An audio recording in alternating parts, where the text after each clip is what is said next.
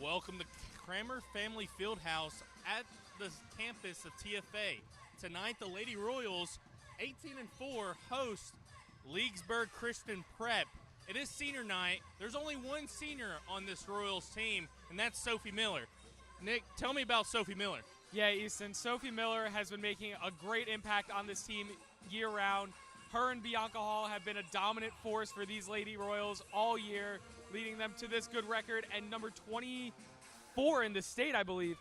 They've been great this whole year, and so 10 points a game, 12 rebounds, and like you said, she can shoot it from the outside as well.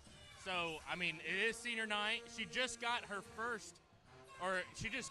1,000 rebounds of the season last game, so they're going to have a senior night after this game during the break between the guys and the girls, but they are second in their district. So the playoffs come out Saturday, and we'll have a bracket for that. They're second right now behind Providence, so they played each other. Providence beat them first time, but we'll see that matchup in the district, hopefully. yeah, and you know the Royals, they have hopefully an easy game tonight against the Leesburg Christian Prep. They are 5-3, but they've struggled to score the ball, and TFA has a great defense. So we'll see what they can get done here today. Yeah, the players are getting ready for the national anthem and starting lineups. We'll take a break. I think what's special about being a part of the Booster Club here at TFA is that you see impact to a student that's trying to figure life out, and I think there's power in that. It's been so amazing to see the character in each sport, in each coach, and with each player. It's just changed our kids' lives. We're learning more than just being an athlete. Like here, you really are a family with your teammates. The coaches are different, and they care more about you than just being an athlete, but how you're developing. Possible experience, and that means updated facilities, equipment, and these are all things that the Booster Club can help. You're making a bigger impact by joining the Booster Club than you think. I know a lot of times when you give and you pray, it's not seen, it's behind the scenes, but your ministry is reaching far more than you think, and it's making an eternal impact for us.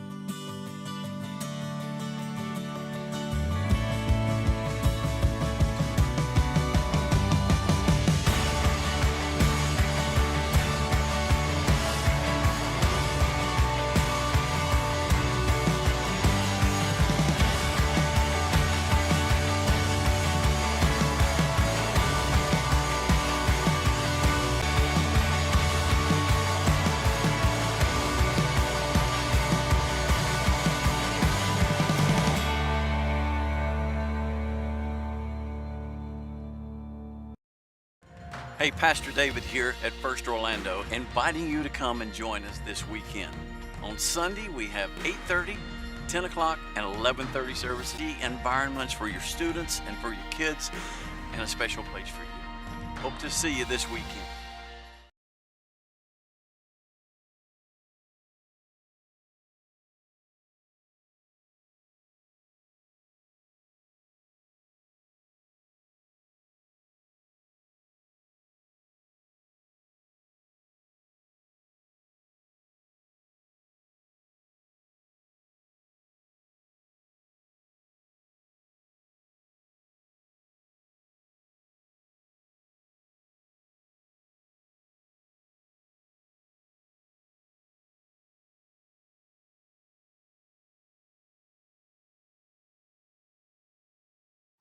Welcome back to Family Cramer Family Fieldhouse, home of the Royals. I'm Easton McFadin alongside Nick Cafagno.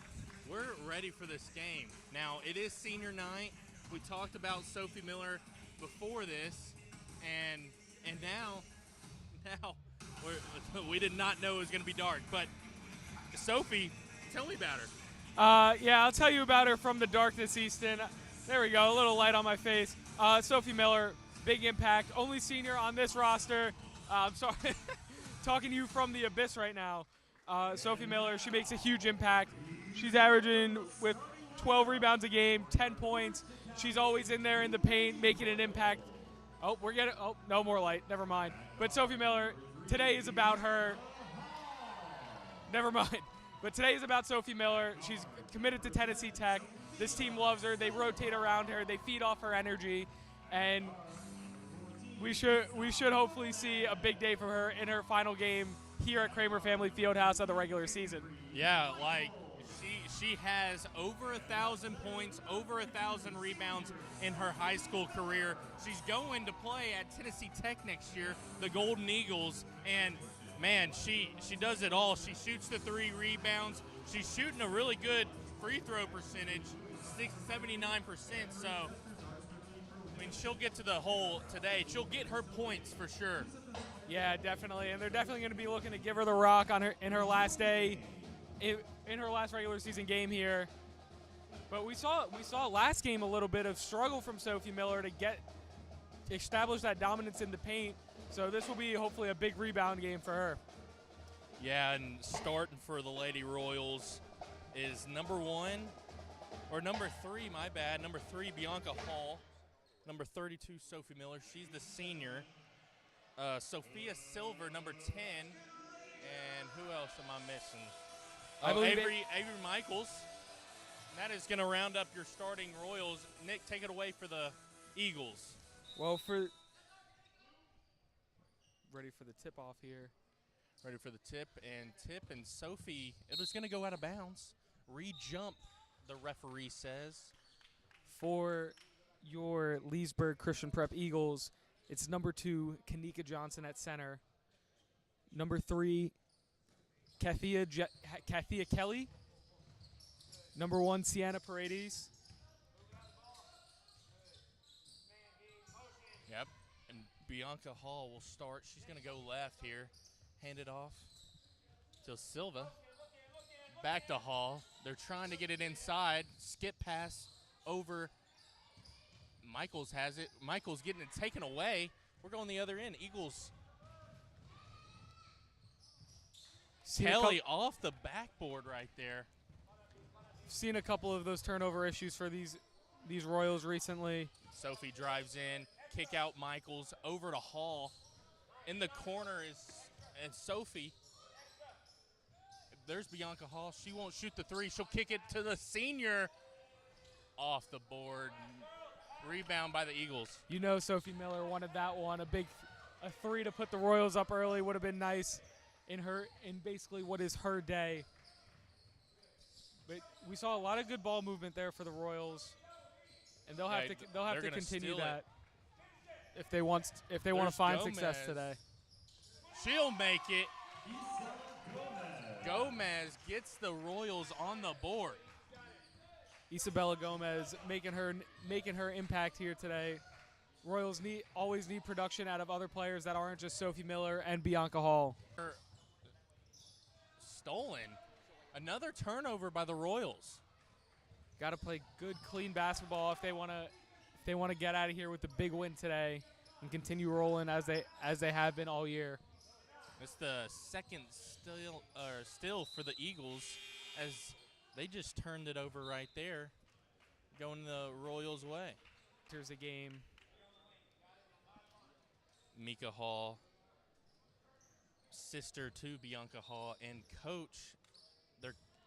Kevin Hall, the coach of the Lady Royals, is their dad. Bianca Hall will dribble it up. Yeah. Michaels looking in. Bianca Hall into Sophie Miller. Sophie Miller dribbles it off her foot, and it's another turnover for the Royals. You know, with Michael Hall entering the game, Bianca Hall steals it coast to coast. Ooh, gets fouled. She'll go to the line for 2. Way to draw the contact there for Bianca. But with Micah Hall entering the game, we've talked about it at almost every game. This whole team is a real family affair with Bianca, Coach Kevin Hall, her sister Micah, and her brother is on the coaching staff, correct? Yes. So Bianca for her first. Good shot right there. She'll make the first. Gets her first points of the game. She's averaging 22, 3 rebounds, 2 assists, and 2 steals. They're pressing right here. Mika Hall on the press. Ooh, she'll trap it with her sister. Oh, and Bianca Hall stepped out. Good defense right there. Good trap. yeah, Micah Hall down. It doesn't look good. Coach Kevin Hall going in to check on her. Yeah, we're going to take a break.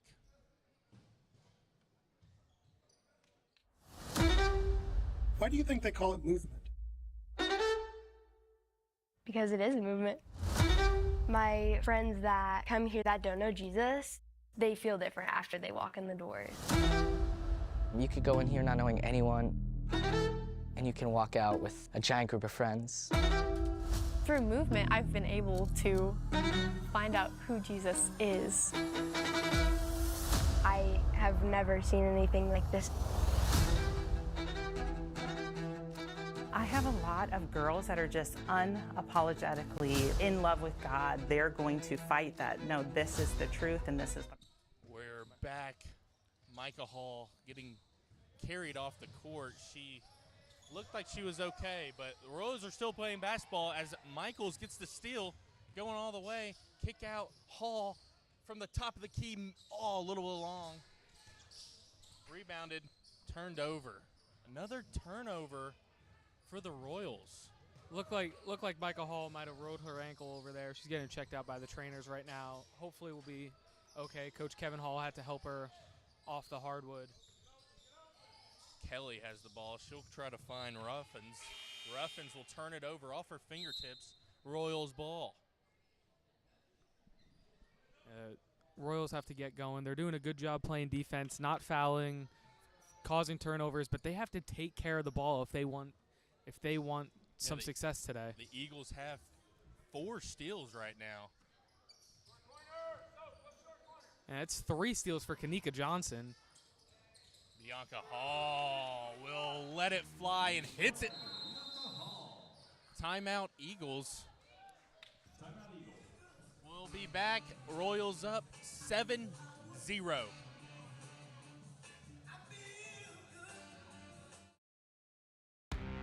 I think what's special about being a part of the Booster Club here at TFA is that you see the tangible impact from your investment. When you can see your impact to a student that's trying to figure life out, and I think there's power in that. It's been so amazing to see the character in each sport, in each coach, and with each player. It's just changed our kids' lives. We're learning more than just being an athlete. Like here, you really are a family with your teammates. The coaches are different, and they care more about you than just being an athlete, but how you're developing as a person.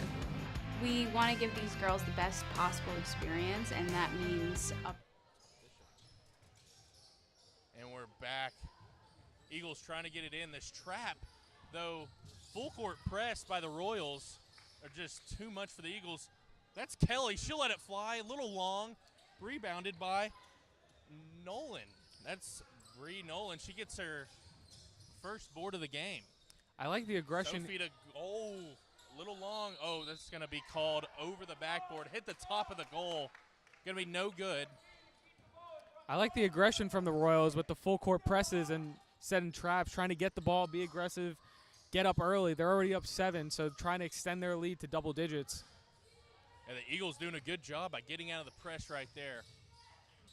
Pass inside. It's going to be Nolan with a steal right there. Sophie Miller, it's senior night, and she gets on the board.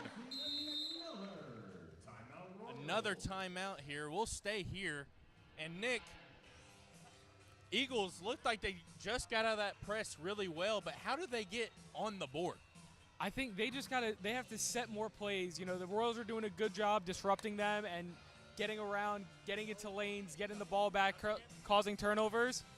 but they're doing a really good job of getting up the court, even on these full court presses. They just need some shots to fall. Obviously, still looking for their first bucket, but I've liked what I've seen from the Eagles, showing a little more offensive presence than I thought.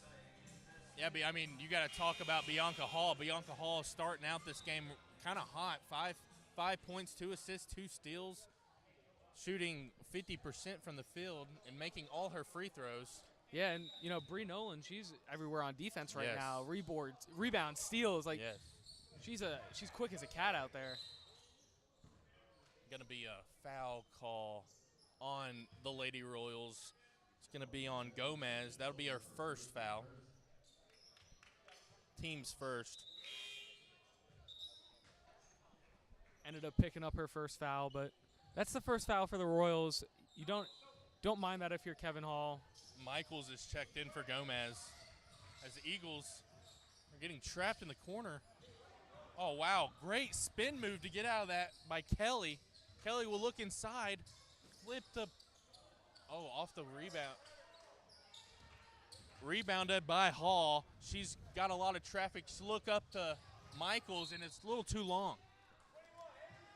Yeah, I like trying to go coast to coast there for Bianca Hall, get it down the court quick, get Avery Michaels on the board, get on the board there. But, you know, we saw on that when the Eagles got out of that full court press, Bianca Hall is so close to a steal, just got beat a little bit.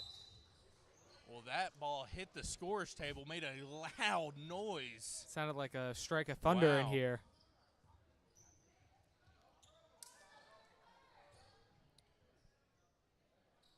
Going to pass the ball in right behind her, the scorer's table. She'll throw it into Bianca. Skip pass over to Bianca. Sophie Miller on the block. Will go back out with it. Hall short. Miller with the rebound, ripped away. She'll go get it. Skip pass to Nolan. Up top is Bishop. Bishop will throw it away. And then she'll get it stolen. Hall back with it. There's Bianca Hall just buffing up those steal numbers. She's so good at causing trouble on the court. Nolan, a little too long on that one. Bianca Hall right there for the rebound. Bianca Hall misses it. Man, Royals can't hit nothing right now from deep. Eagles go coast to coast, though, and off the side of the board. I like the shot selection from Bianca Hall, though. We see her make those a lot of the time. There's a travel called on Avery Michaels.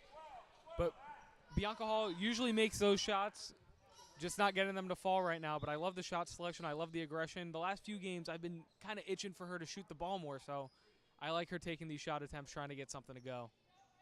Yeah, the Eagles look like they're going too fast. When they have the ball, it looks like the gears are winding really fast. Don't know what they're. Set a couple set plays. Try to get something to go. That ball is launched by Kelly, and it's real long. Bree Nolan up top, and one doesn't get the go, but she'll get the foul and go to the line for two. I like the pace that TFA is playing at.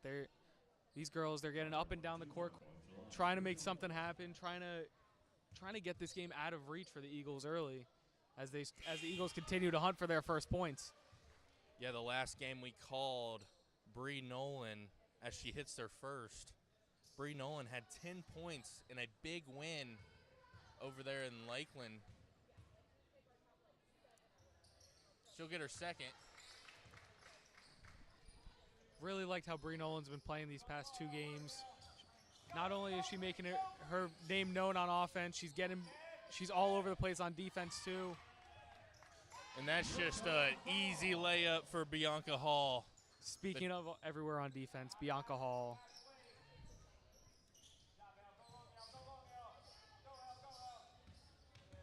The Eagles finally get it in.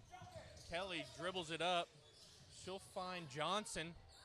Johnson tries to get it to lay, but it's deflected out of bounds by Bianca Hall. Bianca Hall is everywhere on defense right now. She is so quick on that court, being able to move in transition finally getting a bit of a breather there after, last game she played basically the whole game. She didn't get a moment to rest. Yeah. So some much-deserved rest after causing a lot of disruption on that court right now. Lay dribbles it in the corner, gets trapped. She flicks it out.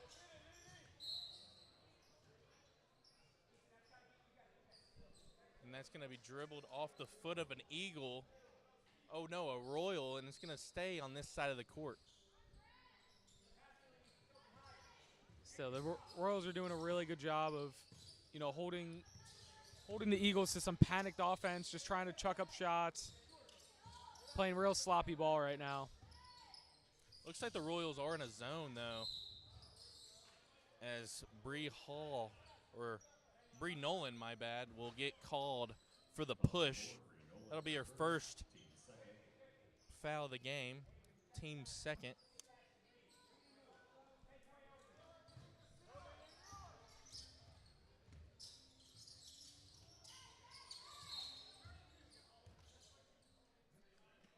.32 is going to get called. Sophie Miller, that's going to be her first foul. The Eagles trying to get the ball inside right now. The Royals are in a zone. How do they break this zone? They just gotta play smart. Royals are getting on top of the ball. They're all chasing after the ball. So Eagles. Wow, and that shot goes down by Johnson. The Eagles are now on the board.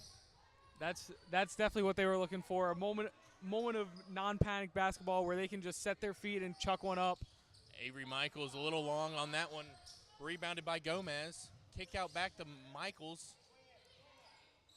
Swing pass to Nolan. Nolan gets pushed. Sophie Miller in the corner. Bang! 16-3. Sophie Miller gets her first three of the day.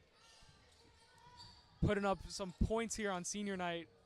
Doing what she's done all year and really made her presence known in the paint, on the outside. She's been able to really do it all. Off the fingertips of Kelly, out of bounds, Royals ball. As Sophie Miller finally gets a break. Again, much deserved. She gets a lot of run on this court whenever she's out there. So, up 13, give her a moment to rest. Bringing Bianca Hall back in as they look to further their lead before this first quarter comes to a close. Michaels will drive to the elbow, kick to Hall. Hall at the top of the key and drains it. Nothing but the bottom of the net.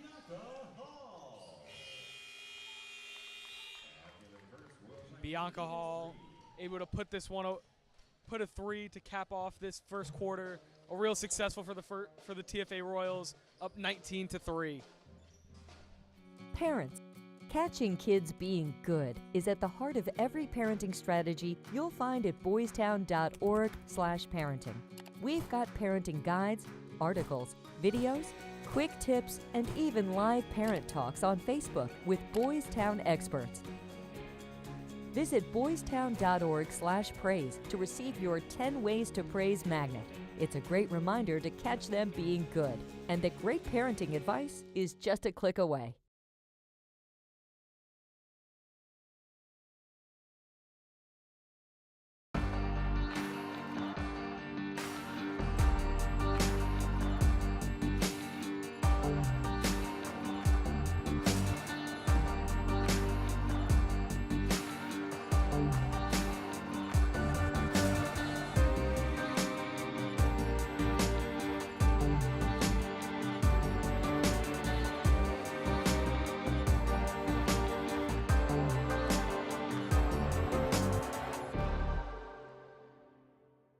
Welcome back to Cramer Family Fieldhouse on the campus of the First Academy. The Royals, at the end of the first quarter, 19-3. Nick, what'd you see? I saw a lot of aggression from these girls out there. Playing up on the ball, getting in the face of the shooters, forcing turnovers and forcing the Eagles to, play very sloppy out there. So they've done a great job on offense. Bang! Too. Michaels from the wing. They do a great job of getting back on offense, setting their feet, being able to make make big shots. Sophie Miller, the senior, will check in and take Bishop's spot. But right now, the Royals up 22-3. As the ball goes inside, back out. That's Michaels. She'll pump fake, drive left, baseline, kick. Good ball movement right now from the Royals. And Bianca Hall will drain it again. Yeah, as you said, great ball movement there from the Royals, and Bianca Hall continues to put on a show whenever she's out on the court. Ooh, Sophie Miller is called for her second foul. Going to the line is Lauren Ruffins, senior point guard. She's averaging 3 points, team captain, and her dad is the head coach. So a little bit of another daughter-father action on both sides of the court. Her first one is short. We got, if you look who's checking into the game right now, Micah Hall is back in the game after leaving the first quarter with an ankle injury. That's good to see. We saw her right next to us running around trying to get that ankle right, and it seems she's healthy enough to come back into this game and try to make her presence known. Lauren Ruffins will get her first points of the game. 25-4 Royals. Playing up on Bianca Hall, trying to limit her the damage she can do there. Sister to sister right now. Sophie Miller from three. She'll pump fake, drive to the elbow. Gets deflected on the pass. Bianca Hall, little long on that one. Rebound, Gomez. And fouled. Sophie Miller's fouled. It's going to be on the floor.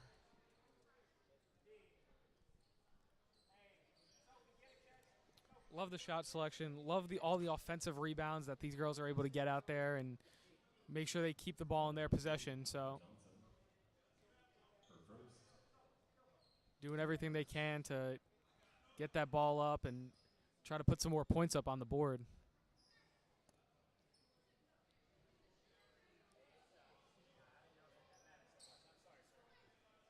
Bianca Hall, 13 points, 2 rebounds, 3 assists, and 4 steals. She's shooting 4 for 8 from the field. That's 50%. As Sophie Miller is get the balls in, she'll skip it over to Bianca Hall.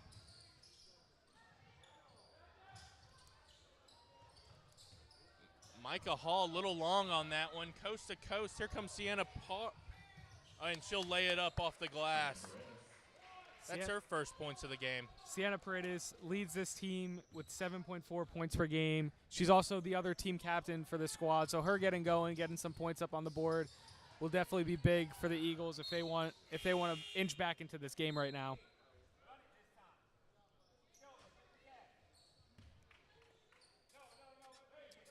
The Royals are going to take the ball right beside the bench of the Eagles.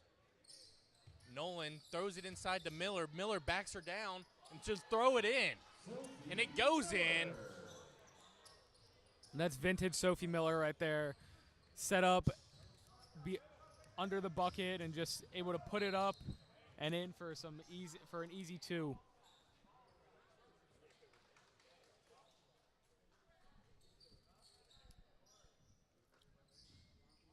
Looks like the Royals are not in that zone anymore, Nick. And that's going to go the Royals' way off the hands of Lauren Ruffles on the baseline. And the Royals are bringing it up the court. Yeah, the Royals, they're up 21 right now. I think if they just keep shooting the ball the way they have been shooting, try to put up some more points, really get this game out of reach for the Eagles. Hall inside to Miller. She'll shoot it from the midline and makes it. I mean, a little free throw shot right there. She'll drain it. Yeah, she loves those shots. Sophie Miller been really good from the line already, so that's no different than just taking some shots from the charity stripe.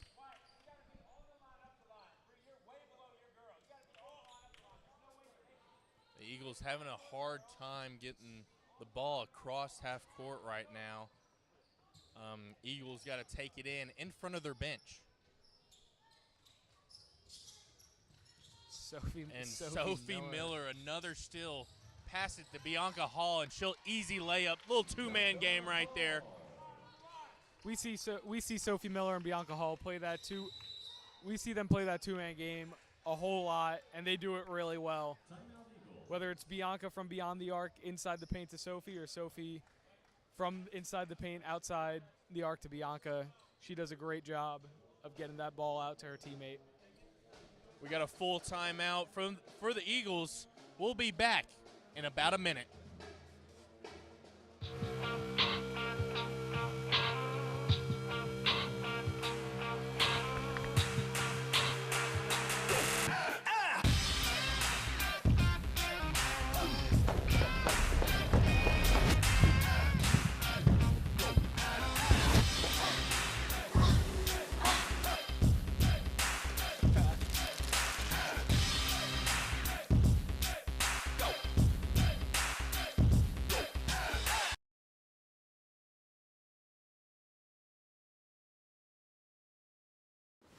What to expect when you're expecting a teenager. Today we're talking about how to wake up your teen, and this works literally every time.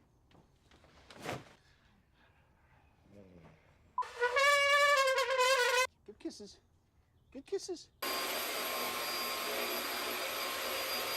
You heard how loud I heard. It wasn't you. Yeah. It was the... Is that bacon? You don't have to know it all to be a perfect parent. Thousands of teens in foster care will love you just the same. Welcome back to Cramer Family Fieldhouse as the Eagles try to get it in. Gomez, or that's Silva. Silva deflects it out of bounds. Eagles desperately got to get it over half court. Again, just, these Royals, they're causing disruption for the Eagles all game, not allowing them beyond half court, not allowing them to get the ball in easily. Lauren Rufflins, she's going to go coast to coast, dribble it off her foot, and going to turn it over. Throws it right into the arms of Isabella Gomez. And that's what I'm talking about, is these Royals are all over the place, causing the Eagles to play panicked and sloppy. And that's what's caused all these turnovers and causing 10 steals for the Royals so far. We've also seen the Royals get their turnover issues under control. And once they did that, that's when this offense really took off and started putting up all these points. Bianca Hall from three, no good, in and out, rebounded Eagles. Eagles push it up now. That's Lauren Ruffles with the ball at top of the key. She's got to get going. Paradis off the glass and in. Wow. Sienna Paredes has to be the girl for the Eagles if they want to get back, if they want to try and get back in this game. Bianca Hall off the left side of the rim, and it's going to go Eagles' way.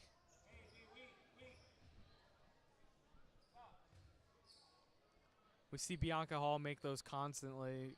Just a little, her shot's just a little off these last two attempts. Sure, she'll figure it out before the game, as the game keeps going. Yeah, I think it's going to be the Royals' ball. Michaels will throw it in. I think that was deflected. The Eagles tried to get it in, and off the foot of an Eagle. Michaels will throw it into Hall. Back to Michaels, inside to Sophie Miller. She's going to miss it. Oh, man. Man, she wants that one back. Definitely. We see Sophie Miller make that same exact shot constantly. We know what she's capable of from down low like that. Little confusion for the Royals as they just let the Eagles take it up the court easily. Foul. Foul is called on the shot of who was that? Who shot that? I believe that was number 2, Kanika Johnson. Oh no, that was.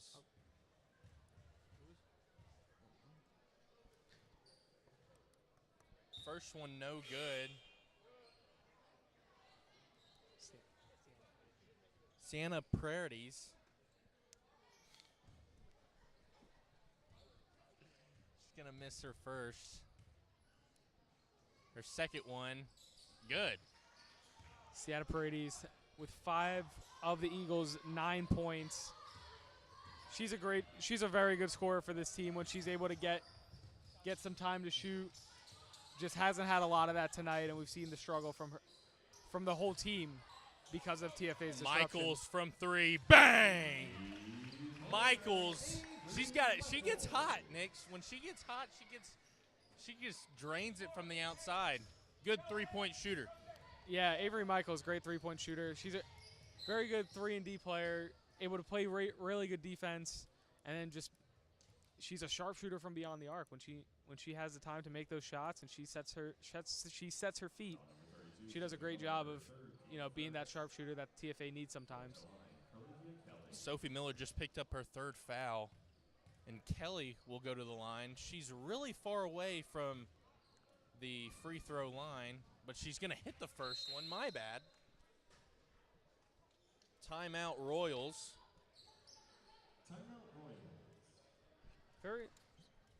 Very interesting free throw motion there for Kathia Kelly, but I mean, we see unique free throw motions from everybody. So if it works for you, it works. I completely get it, and obviously it works for her, draining her first one. So yeah, you see some kids sometimes shoot on the side of the elbow, or all you got to do is stay on that line or be around behind the line, and she's about good 3 feet off the line and steps into the shot.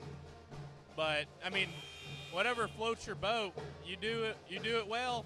You like it, do your thing, It's all about knowing your range, and if from the line she's a little long, back it up a little bit, and she can probably be a little more consistent. So seeing an adjustment like that is very interesting from player to player.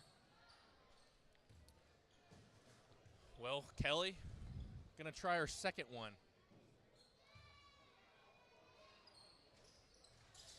She gets the friendly roll. That's her second point of the game. 34-11, Royals still up. We see the Eagles be able to score a little more. Michaels, she just hit from there, a little short. Rebounded by Miller. Throwing it back to Miller. Miller a little long. Rebounded by the Eagles. Sorry, Avery Michaels tried to stay hot with that 3. Not able to get that one to fall, but love the aggression from these girls trying to get shots up and move the score and extend the lead here for the Royals. Yeah, the Eagles turn it over. That's a lot of turnovers in the first half. If you're the Eagles bench and head coach, not happy right now. Not happy with the defensive effort. They got a turnover, but Kevin Hall expects more out of these girls. He knows they can play better. Bianca Hall misses the mid-range. Tipped out of bounds by an Eagle, but it's going to stay down here with the Royals. I like that from Coach Hall. TFA with a big lead, but he's still able to hold his players accountable. He knows that they can play a lot better than they've been playing, especially on the defensive end. So Bianca Hall gets it, pump fakes it, and then drives and gets fouled. She's going to go to the line for 2. Great job by Bianca to grab a foul there and play through contact and get a couple shots up from the charity stripe. Yeah, Bianca Hall, that's her 16th point of the night. Let's see how many she can get tonight, Nick.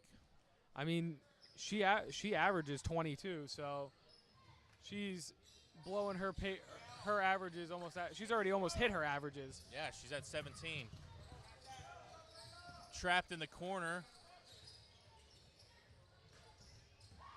Kelly will lay it in with the floater.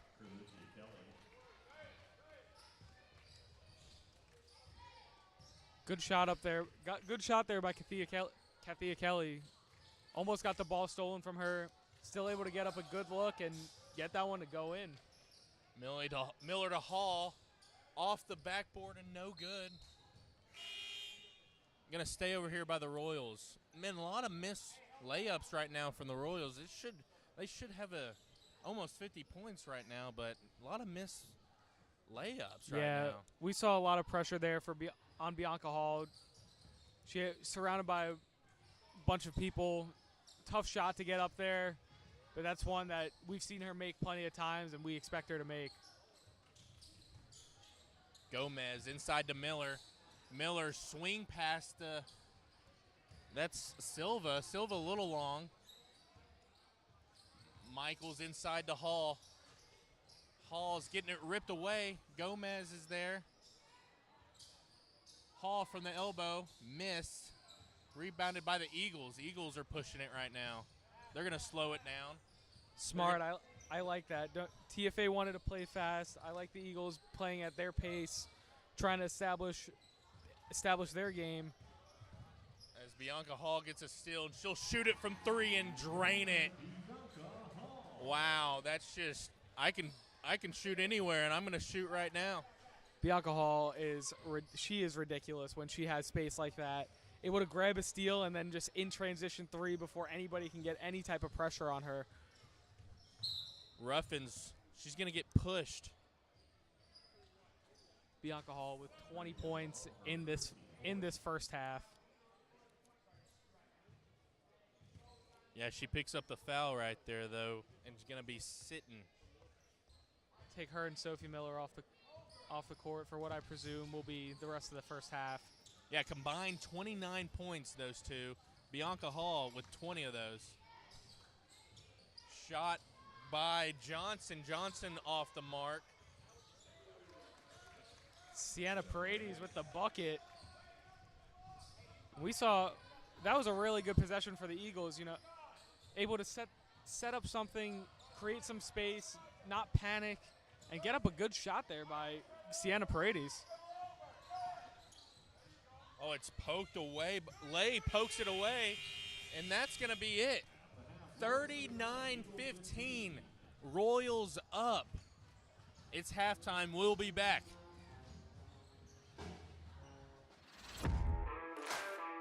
The growth of this school has been so gratifying to see, and it's only the beginning.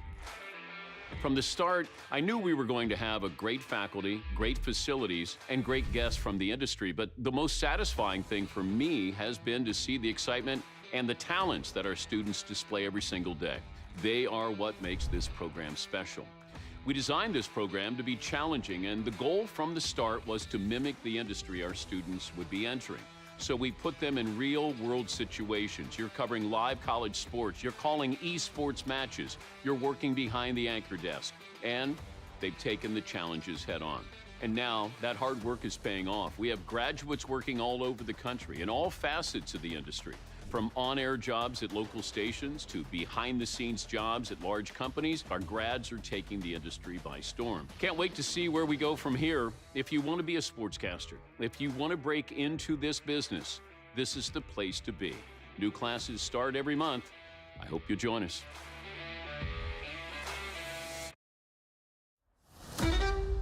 Why do you think they call it movement? Because it is a movement. My friends that come here that don't know Jesus, they feel different after they walk in the doors. You could go in here not knowing anyone, and you can walk out with a giant group of friends. Through movement, I've been able to find out who Jesus is. I have never seen anything like this. I have a lot of girls that are just unapologetically in love with God. They're going to fight that. No, this is the truth and this is what I believe. God gives them discernment like I've never seen before. And with all the fake stuff going on and all the lies, they're seeing through it. The people here love Jesus so much that God is overflowing out of this place. It's people who are passionate for Jesus, and I really, really desire that for my generation because I believe God is doing something. This generation is ready to make a change. Our job is to share the love of Jesus. We will not bow down to what the world says we will be. I think God has a bigger plan for my generation. People are going to be negative. People are going to push you down, but you can walk in this room and just be lifted up. It's not lukewarm. It's good. It's goodness, and there's God. God is in the midst of this. This isn't a Sunday school. Jesus has been changing lives.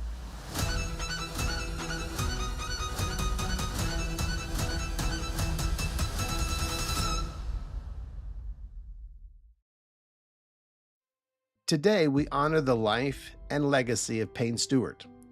He was a devoted husband to Tracy and a loving dad to Chelsea and Aaron.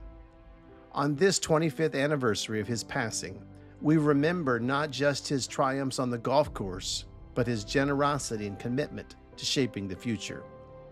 It was Payne who made the lead gift to the First Academy's athletic complex, a vision he never saw completed, but one that continues to inspire our students to strive for excellence, both in sports and in life. His name now graces the Payne Stewart Athletic Complex, a testament to his lasting impact on our school and a reminder of the values he embodied: faith, integrity, and perseverance. As future generations of student athletes train and compete on these fields, they will carry his legacy forward, driven by the same passion and purpose that defined Payne's remarkable life. Tracy, Chelsea, and Aaron, we're grateful for the generosity of your family, and we're proud of the way you continue to celebrate the life of your remarkable husband, dad, golf legend, and gospel patron.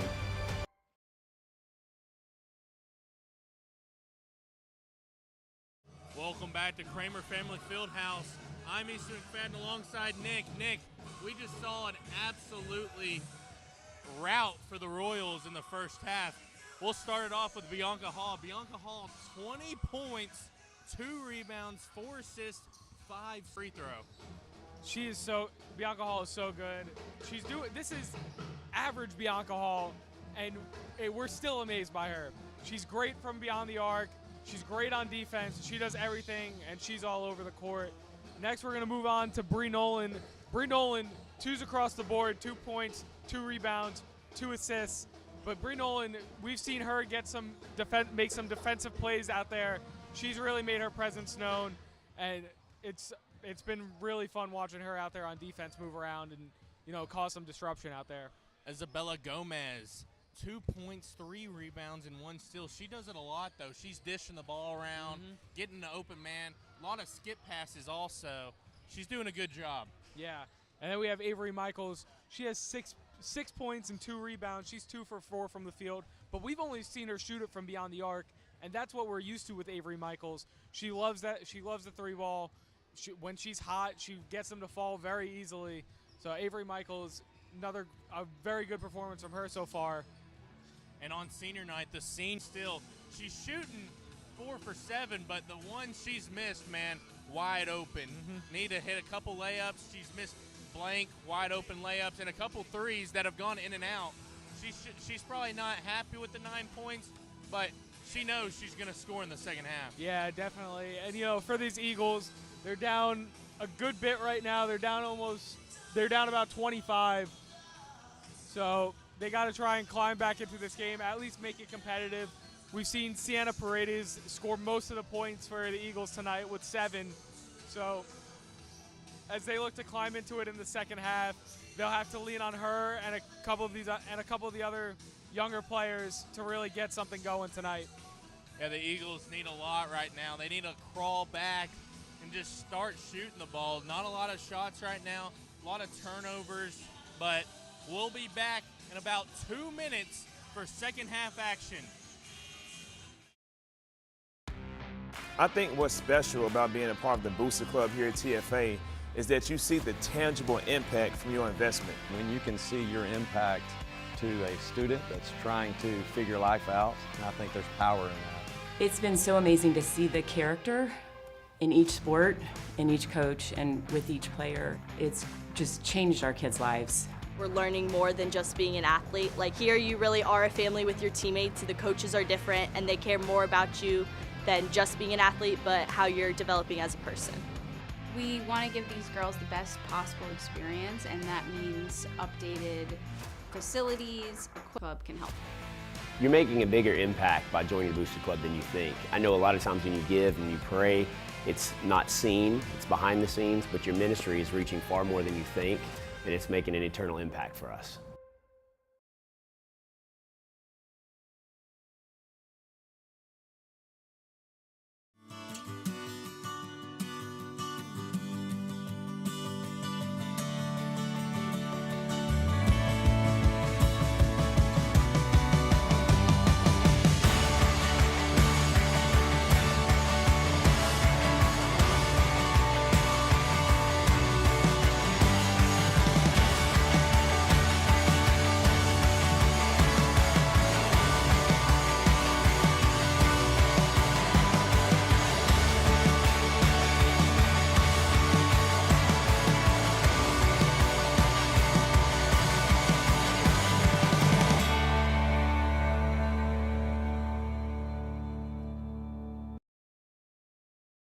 Here at TFA, it's not just athletics. We're trying to make disciples while we're trying to make athletic success. It takes everyone involved and committed to make the program successful. Students, coaches, parents, families. I believe when our boosters come in and they're able to be the icing on the cake, and our players and coaches are able to look good, feel good, and play good. We want to be world athletics to another level.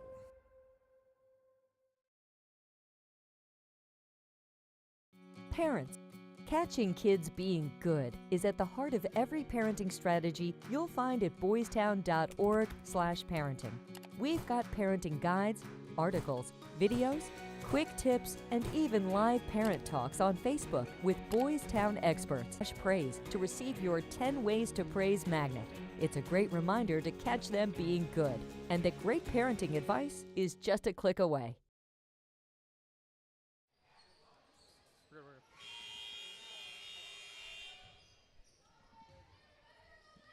It's second half action now. Royals got the ball. Bianca Hall will dribble it up. What do you want to see from this Royals offense in the second half? I just want to see more shots like that. Bang. Spoken into existence. Bianca Hall will drain it. That's her 23rd point of the night. Over her season average.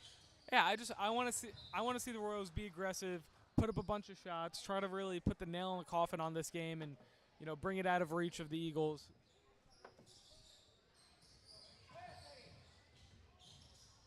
Eagles have the ball now. That's turnover by Johnson. Bianca Hall will get it. Pass to Gomez. Gomez will miss it.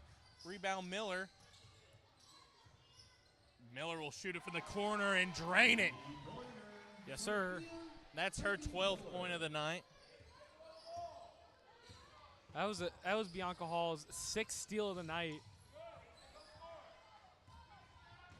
Gomez gets fouled. Gomez with the steal went coast to coast but gets fouled. Foul number 1, Sierra Paredes, her first, team first. Going to yeah. Isa Gomez playing really good ball there, grabbing a steal, trying to go up for it, but a good job to draw the foul there for her. Get some shots up from the free throw line. That's her first free throw attempt of the night, and it's in and out. Tough break there for Isabella Gomez. She gets that second one to fall. Gomez will get the second one to go. 46. Oh, turnover by the Eagles. Avery Michaels with the easy lay. Threw it right into Avery Michaels' hands, basically, and she's able to just get it up quick and get some points on the board. And they throw it right back to the Royals, but the Royals give it right to the Eagles. Yeah, Ruffins with the steal. She's going to throw it away, though. Eagles not looking good in the start of this second half. They look a little rattled right now. Ruffins put a little bit too much on that pass, trying to get it to Sienna Paredes. Hall to Miller. She makes the 18-footer. Assist there from Bianca Hall. Able to get the ball find Sophie Miller, who was open in that corner, and Sophie Miller coming into the second half looking a lot better and a lot more confident than she was in that first half. Ruffles has the ball now. Ruffins, my bad. She'll throw it away. That's stolen by Gomez. Isabella Gomez with her 4th steal. Her and Bianca Hall have combined for 10. Michaels with too many steps right there will turn the ball over back to the Eagles. The Eagles have turned the ball over 15 times, which is the same amount of points they have. Yeah, not ideal. Definitely not a recipe for success if you're the Leesburg Christian Prep Eagles. Nick, it is neon night. Neon night, but it's not the Eagles night, that's for sure. That's you're definitely right there, Easton. But neon night. I'm a big fan of that idea. I like that too. I like the bright Senior colors. night, yeah, bright colors for a bright future for these seniors. Yeah, you know, it's what could be maybe a sad day losing your seniors. Yeah. You turn it a little brighter with the neon colors. Easton, what do you remember about your? You remember anything significant about your senior night at your high school? Yeah, my senior night, I remember it like it was yesterday. I went out on the football field and got my flowers, handed my flowers to Mom as Ruffins will lay it up, but I handed my mom some flowers and I said thank you. And that was it. That was all it is. I just walked on the football field. Nolan short on that 3. Special day for Mama McFadin. That's what matters, you know. Next chapter in your life was losing you to the University of Arkansas Woo Pig Suey. Yeah. Yeah, I remember my senior night. It was on the baseball team, so our senior night we had a big ceremony before the game. I had to start that day. It was an emotional start for me. So, there's.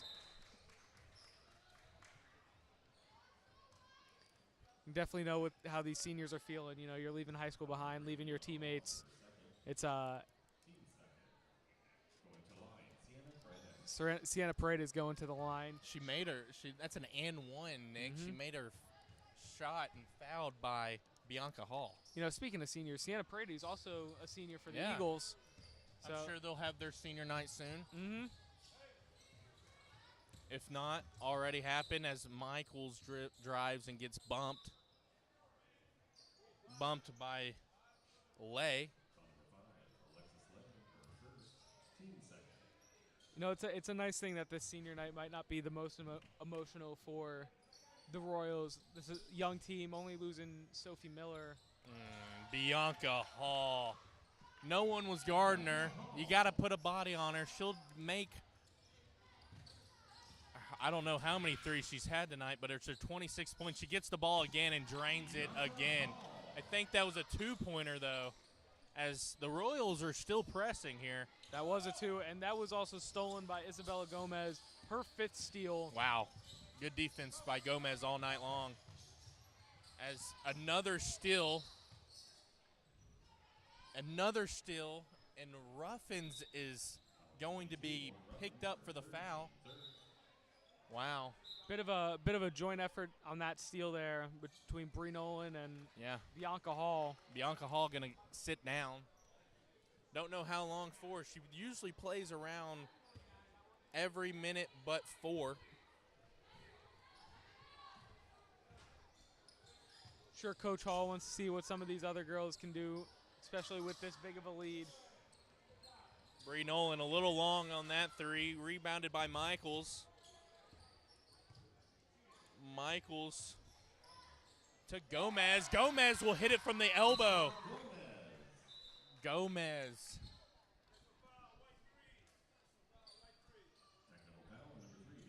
Wow. Technical foul on Bianca Hall. She was sitting on the bench. I think what happened is she stepped on the floor. Oh, so they had to, I think you're right. They had to issue her attack. Got a little too excited. Yeah. For not the worst thing that could happen. Showing a little bit of emotion for Bianca Hall. Wow. Yeah, she just got excited for her teammate making a shot and went on the court a little too long as Sienna Paradis is now at the line. She'll make her first free throw on the technical foul. I'm glad we're on the court right now, Nick, because I don't think anyone we would have not known if we were up in the box, but yeah, it would have been a little more confusion. It's nice to be so close to the referee and hear his explanation for what happened there. But you know, Isabella Gomez having herself a really nice game with 6 points and 5 steals. Yeah, hit a beautiful shot from the elbow just a little bit ago. You know, the freshman's going to be a big part of this team going forward, especially so her development will be a big part of the Royals' success in the future. And Bishop with the turnover, or tries to get the steal. It's off the foot of an Eagle going Royals' way. Man, I cannot believe they called that a technical foul, Nick. They're up 57-21, but ref doing his job. Gomez again gets fouled on the shot, though. She was at the free throw line, got fouled by, I'm trying to get a number. Number 1, Paradis. We do have a running clock for the rest of this game as the Eagles stay up 36 points. Royals up 36 points. Royals lead 57-21.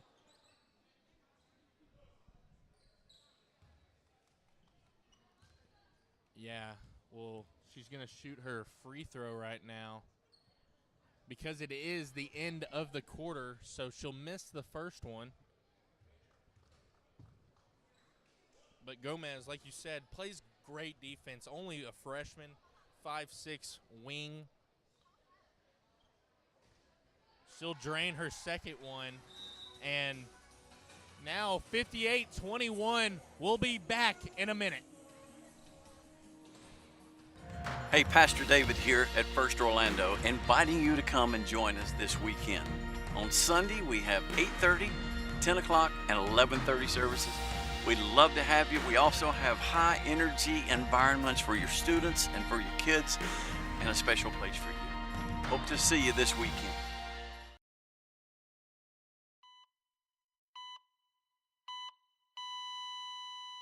Christopher Holton. It was a Saturday morning. Normally I go for my normal walk. With no warning, Chris suffered a near-fatal heart attack.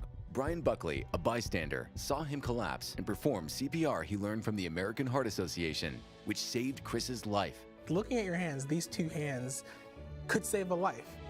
To learn more about how the American Heart Association helps save lives, go to helpheart.org.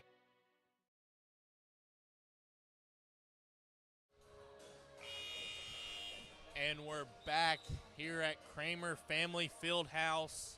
And Sophie Miller, the senior, is checked back in. Bianca Hall is checked back in. So, not a lot of rest for the big players. I think they've gotten more rest than they're used to. Yeah, true. This game, you know, a lot of the time they're used to playing almost all 24 minutes. Sorry, not 20, all 32 minutes. So, get in those couple minutes of rest. Get them a little more refreshed. Yeah. Sophie Miller will pick up her 4th foul as Johnson will hit the three-pointer. That was nothing but net. Good-looking shot right there. Yeah, that was probably one of the better shots the Eagles have gotten up tonight. But Sophie Miller with her 4th foul, she's got to be careful not to foul out on senior night. Yeah, don't want to do that. Bianca Hall has it on the wing. She's going to find Bree Nolan. Bianca Hall from no man's land will be a little short. Rebounded. That's of the night. Wow. She has 2 points, 1 rebound, 2 assists. Shooting 100%. Eleanor Bishop, I believe those are only her 7th points of the season. Wow. That's her 7th point of the season also. 7th point of the season. So that's why the bench was so excited. We could see Sophie Miller throwing out some high fives to her. 3 8th graders on this team. Bree Nolan is 1. Sophie Silva, number 10, is 1. And Bishop, 24. So a lot of young talent for the Lady Royals. And all 3 of them get a good amount of minutes. and they make them all count. As the Royals go to zone to not try to foul out Sophie Miller, and the Eagles turn it over. But, yeah, like you said, I mean, Bree Mullen, I mean, she's averaging 4.3 points, had 10 points a couple weeks ago or last week. But as she dribbles the ball up and throws it to a freshman, I mean, just a lot of young talent for the Lady Royals. Yeah, so, I mean, there isn't even another junior on this team. So these girls will be playing together for the foreseeable future, which is always big for team chemistry. It's definitely going to sting losing Sophie Miller, but having a team made up of all 8th graders, freshmen, and sophomores, that's very big for team chemistry in the near future. Alexis Lay going to go to the line for 2. She's averaging 2.8 points a game. This Eagles team only averaging 14 points a game, but has 24, so they're above average, or they're average. After looking at their past performances, I think that 14 points per game number is definitely affected. They've had a couple, but then they've also put up games. They've had games where they've put up 40 and 50 points. There's that 8th grader beat Bree Nolan, and it gets the lucky bounce. Wow, off that ball bounced everywhere and went in. Good shot there from Bree Nolan. Oh, that's just an easy pass to just picked off Bianca Hall with her 30th point of the night. 30 ball from Bianca Hall. That was also her 7th steal. Yeah, I can't believe they're trapping right now at center court with 4:13 left. Coach Kevin Hall, we've seen it from him. We know he loves fundamentals. I think he's just trying to phone home the game plan that they want to bring throughout the rest of the season. Lauren Ruffins gets called for the elbow swing. The Royals now have the ball. Bianca Hall exits the game. And if those were her last minutes of this game, it has sure been a good one. 10 for 20 from the field, 33, 5, 7. What a stat line from Bianca Hall. That girl has a bright, bright future in the game of basketball. Michaels tried to go to Gomez there. Gomez out of the reach of her, but it's going to be Eagles ball.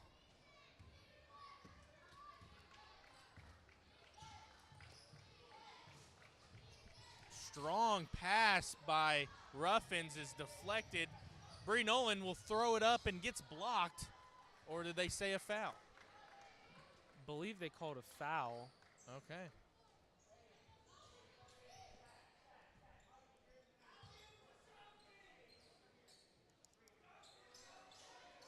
Avery Michaels will inbound the ball on the baseline, throw it into the senior. She's short. Rebounded by Ruffins.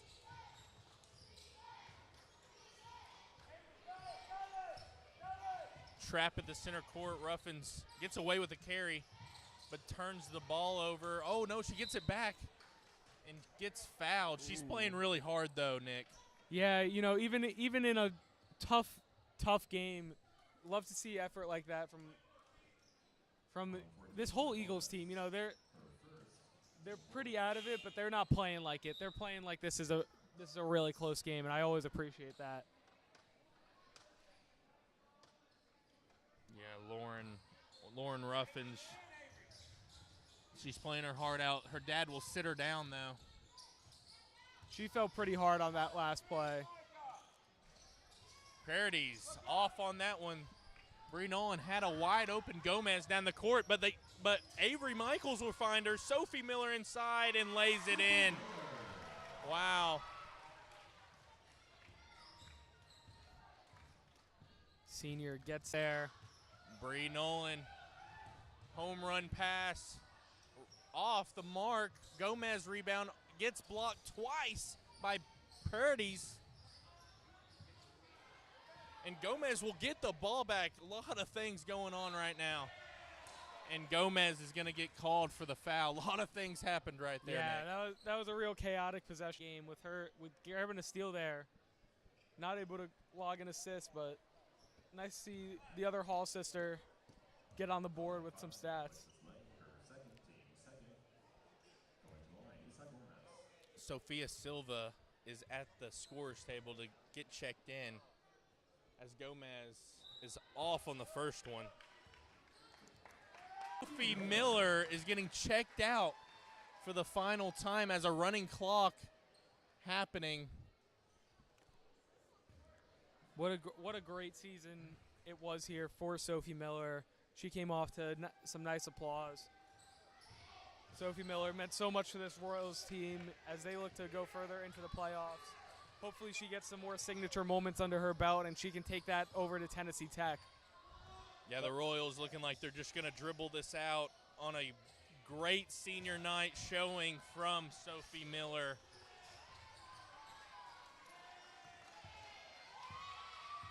And that's going to be it.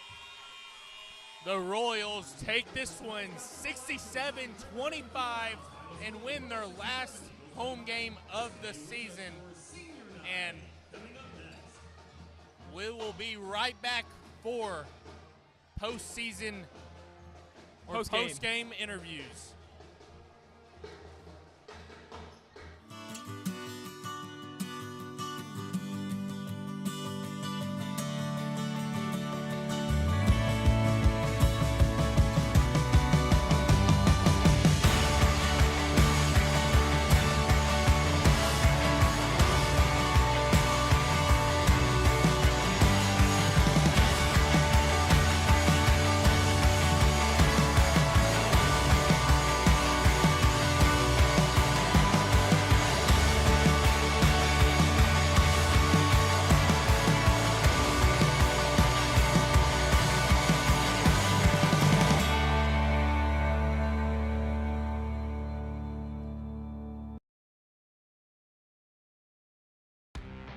I think what's special about being a part of the Booster Club here at TFA is that you see the tangible impact from your investment. When you can see your impact to a student that's trying to figure life out, and I think there's power in that. It's been so amazing to each coach and with each player. It's just changed our kids' lives. We're learning more than just being an athlete. Like here, you really are a family with your teammates. The coaches are different and they care more about you than just being an athlete, but how you're developing as a person. We want to give these girls the best possible experience, and that means updated facilities, equipment, and these are all things that the Booster Club can help with. You're making a bigger impact by joining the Booster Club than you think. I know a lot of times when you give and you pray, it's not seen, it's behind the scenes, but your ministry is reaching far more than you think, and it's making an eternal impact for us.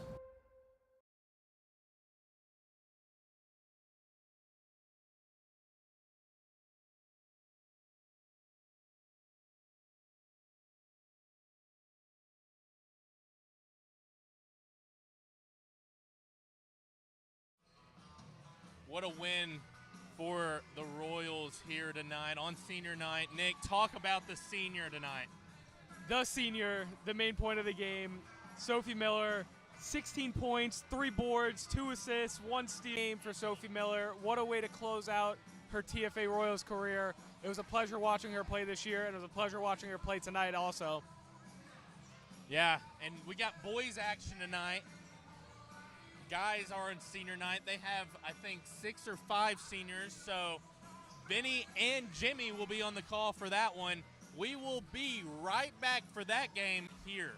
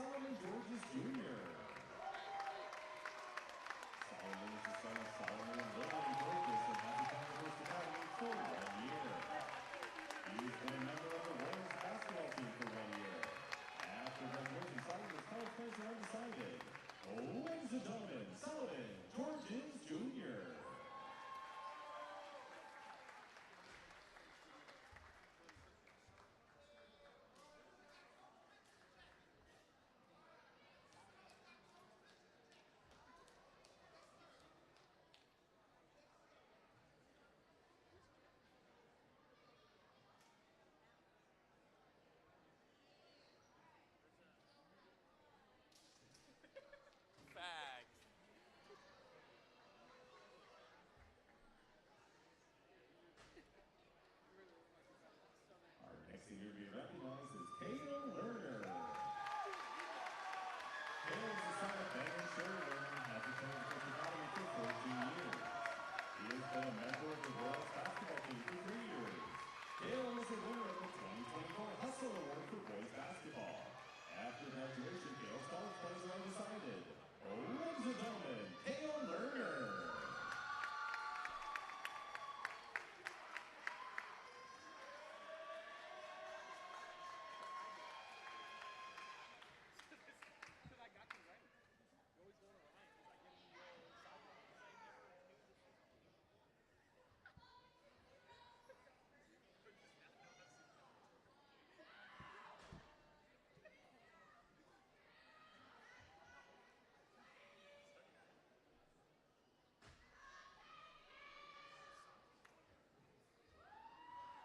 Our next senior to be recognized is Fernando Nieves Font. Fernando is the son of Gracie Nieves and Shirley Font and has attended the First Academy for 2 years. He has been a member of the Royals basketball team for 2 years. Fernando was the winner of the 2024 Coaches Award for boys basketball. After graduation, Fernando plans to attend the University of Pittsburgh Johnstown to play basketball. Ladies and gentlemen, Fernando Nieves Font.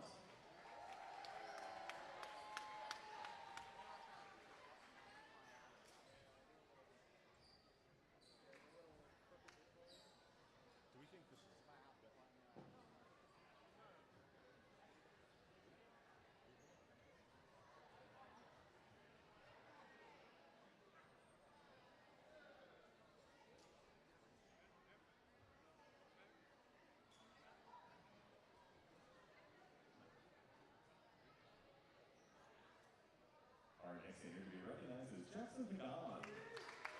Jackson is the son of Joseph Pagan and Aaron Rupert and has attended the First Academy for 6 years. He has been a member of the Royals basketball team for 2 years. Jackson is the multiple-time Dog Award winner. After graduation, Jackson plans to attend Florida Atlantic University. Ladies and gentlemen, Jackson Pagan.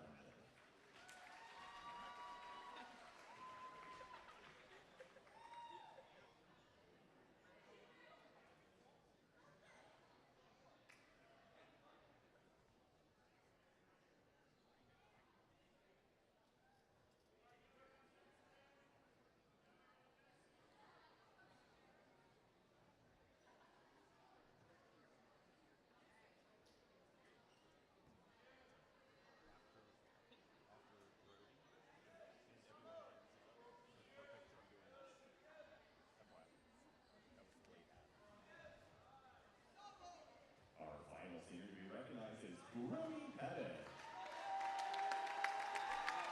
Brody is the son of Dan and Jared Pettit and has attended the First Academy for 14 years. He has been a member of the Royals basketball team for 2 years. Brody serves as a chaplain leader, club captain, and is an AP scholar with distinction. After graduation, Brody's college plans are undecided. Ladies and gentlemen, Brody Pettit.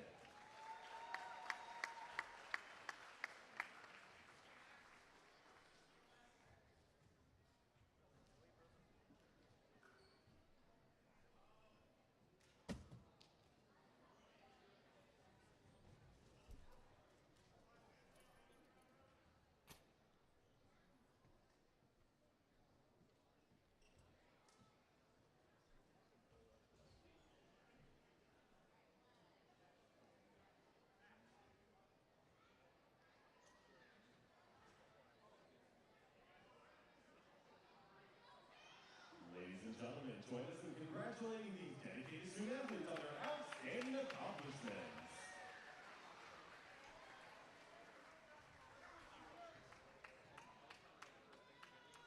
I think that we're going to wait for them to do a quick picture.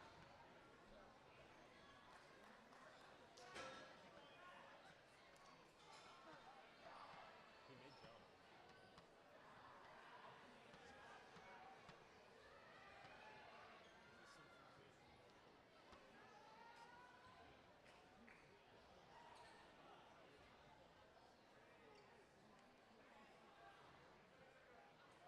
T. As soon as that's done.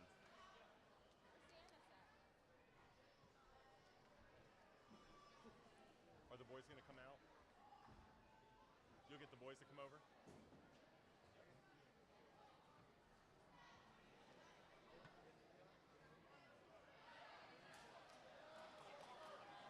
Basketball team would like to recognize senior team manager Ella Williamson. Coach T states that Ella has been on rock all season long. He is especially thankful for her help in his first year as head coach.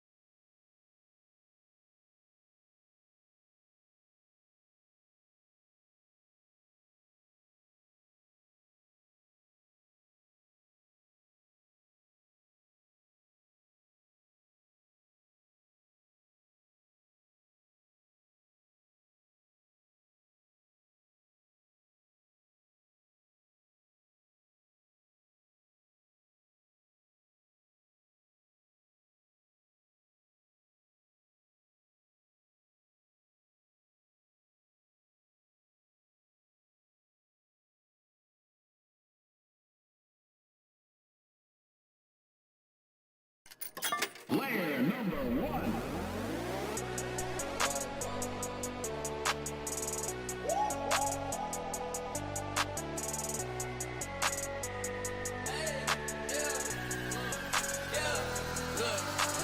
I just took a break, okay, and now it's back to work. God made a way, that's the only way it works. I'ma walk this way till they put me in the dirt. May your kingdom come as in heaven on this earth, earth, as in heaven on this earth, earth, as in heaven on this earth, earth, as in heaven on this earth, earth, as in heaven on this.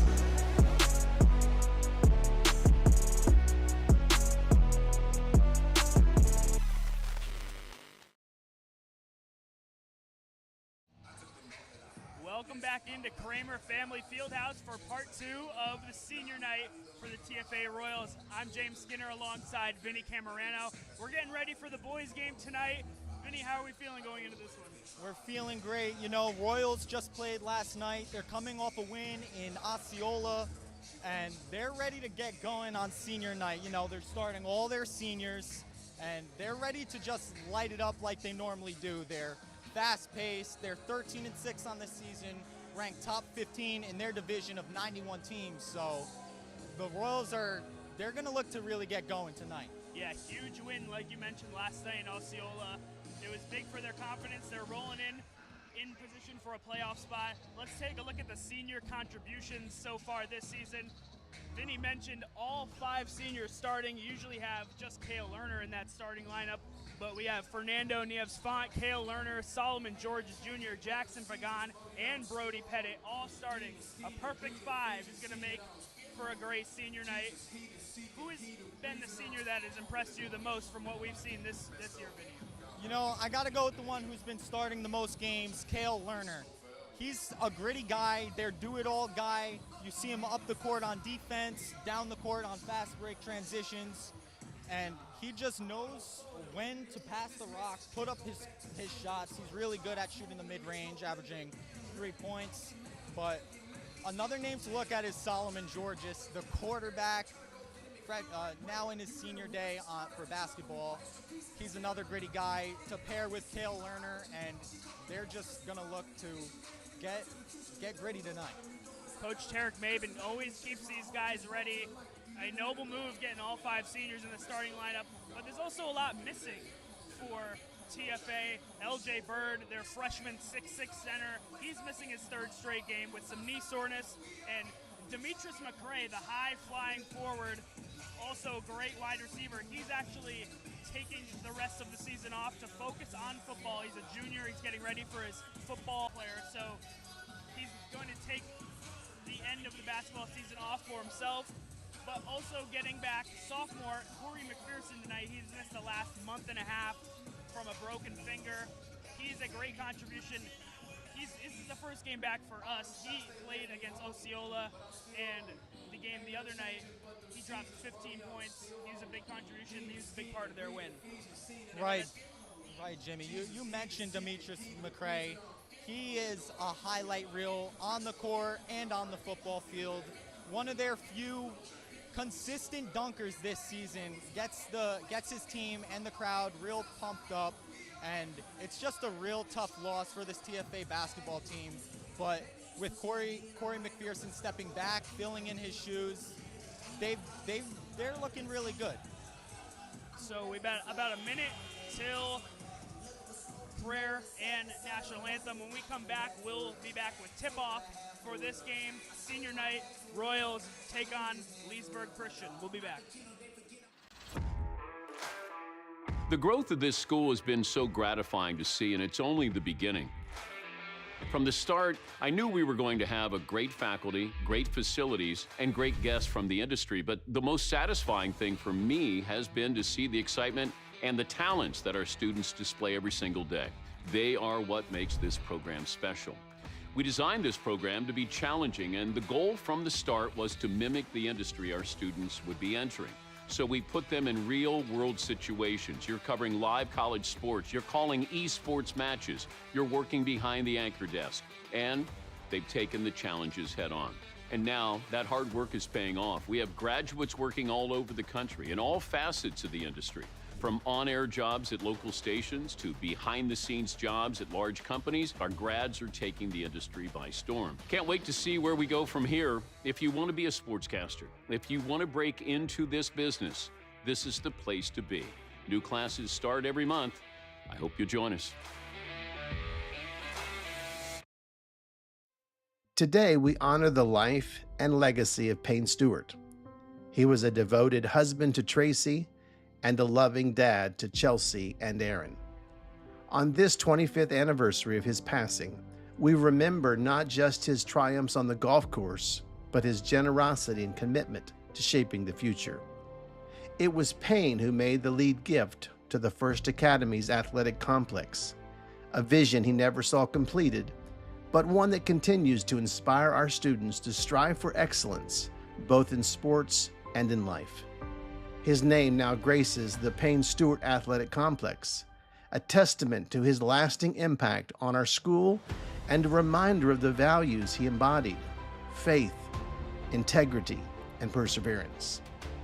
As future generations of student athletes train and compete on these fields, they will carry his legacy forward, driven by the same passion and purpose that defined Payne's remarkable life.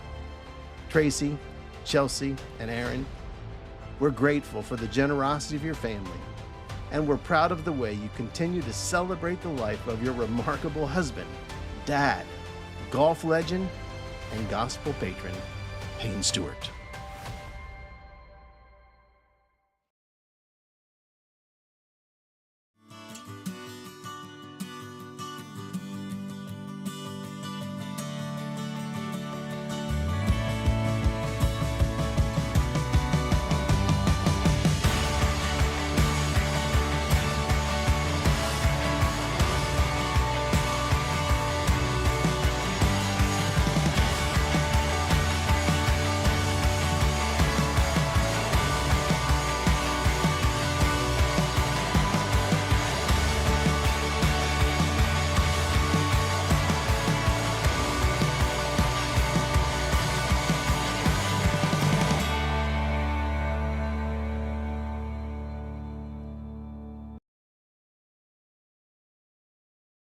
Meet Norm. He lives with anxiety, but with the help of this latest innovation from Be Normal, he can be normal, just like everyone else. With the swipe of a finger, you can project happiness, confidence, machismo. Why settle for being real when you can be normal? The Normal Maker, new from Be Normal. This item doesn't really work because there's no such thing as normal. We're all different. What we like, how our brains work. In fact, 1 in 5 of us live with mental illness. Don't filter who you are. Start by talking to someone you trust. And remember, there is no normal.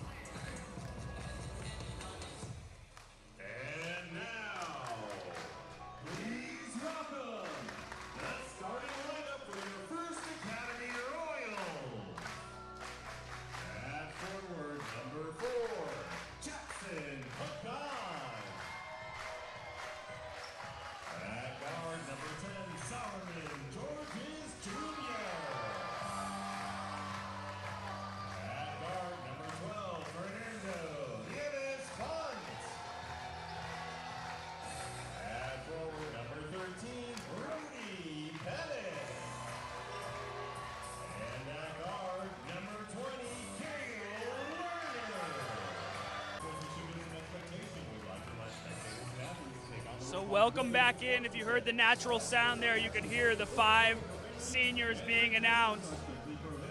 We are about to get underway here at Cramer Family Fieldhouse in Orlando, Florida. The starters for Leesburg Christian, we have Tyreek Faniel at the 1, the freshman, Jaden Canada at the 2, at the 4, and Caden Weaver, the 6'3" sophomore, rounding it out at the 5. Vinnie, what do you expect to see tonight from this brand new lineup that we've really never seen from the Royals? I have a spoiler for the crowd. we watched this team warm up intensely, and they actually picked out their first. What I can say is they are going to try and put up a highlight reel play in the very first play. Watch. Pettit wins the tip. Georges finds Font. Lerner swinging it around. Back out to Nando. Sounds like they're calling that play, Vinnie. We can hear Coach Maben on the other side. They're looking for it. I'll tell you that right now. Watch out for Brody. The swing to Pagan. Let's get to the night from the natural starter, Cale Lerner. See, set plays don't matter when you have pure shooters like Cale. If you need the bucket, he'll just pull it from the elbow. And Weaver is stuck at half court. He gets the ball to Candidate. Candidate looking around.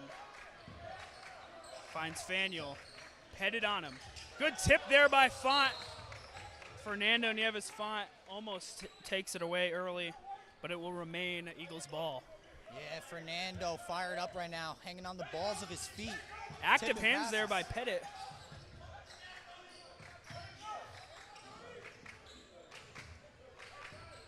Candidate trying to make a move on Pettit. Looking for a pass here to Faniel. The deep three by Lay, off the backboard, no good. Rebound Salo. Lay, one of their leading scorers, that's a shot he loves to take. He loves to shoot the three ball. And he gets the deflection there, but it will remain Royals basketball. Lay, a senior himself, over for Leesburg. The corner for Pettit. Gone back out to Georges. Nieves Font on the outside. He is sharp from out there. Lerner from the stripe out to Georges. Georges driving. One more, Fernando. Brody Pettit wide open for three. That's good. Brody Pettit gets his first shot to go on his senior night. Saucy shot by Brody. Wow, in this game, because he doesn't play too much for this team, but on senior night, Brody's ready to shine. And a turnover by the Eagles will give it back to the Royals. Pettit again from Maitland. That one's off the back of the rim. Lay comes down with the rebound. Oh, Brody's looking to shine tonight. Lay phenomenal defense by him, too. He gets the block there. Lerner with an avenue, puts it in. A 7-0 start for the Royals. And that's what they're good at, fast break transition offense. Great hands by Salo. You know, he's the quarterback. Played that one like a defensive back. Yeah, he smacked that ball up. I thought it was coming to us, Jim. Would have been a nice souvenir to take home. Here's Faniel. Stolen away by Lerner. Lerner has a crease going up the left side with the left hand. No good. Rebound Weaver. Oh, he's kicking himself for that one. These seniors are flying all over the court right now. Candidate with four white jerseys around him. Lerner's going to rip it away and get called for the foul. Looks like a foul on number 3, Leesburg, actually. So we go the other way ripping there. the ball. Lerner just ripped the ball out of his hands. So Georges takes it up. A little Villanova National Championship type play, but Nieves Font can't get it to knock. Holy smokes, Nieves Font from way downtown. I thought he was pulling a Chris Jenkins there. Here's Candidate. Into the corner. Paredes doesn't get his first shot to go. Rebound Georges. Yeah, quick trigger from the freshman there. He's averaging 5 points a game. Pagan swings it to Pettit. Pettit's going to take a contested three. That one's good. A 10-0 start for these Royal seniors. Brody. That's his second three of the night. He's starting to feel himself. Georges, what a defensive play down there. So Leesburg's #1 scorer, Nate Allen, the senior, coming off the bench. He is checking in right now for Jaden Candidate. It's a surprise having someone of his caliber coming off the bench. You know, maybe it just sets a surprise aspect for the other team. Well, the Eagles have 0 points right now. Allen checks in. He has the ball. We'll see what they can do with it. He's going to swing it to Faniel. Pulling up is Darius Lay. All air there. Nate Allen now has it on the wing. What a save by Weaver. Caden Weaver saves that. They're going to get Allen for the walk. So 4 minutes into this one, an early 10-0 lead, been pretty stagnant. The Royals offense has been moving, though. They try the play again. The Villanova for Lerner. That one won't fall off the front of the rim. Rebound Weaver. Offense moving, but the defense is what's really on fire right now. Leesburg having a tough time finding anything open. Allen's got petted on him. He tries throwing it. Faniel knocks threw that it down. away.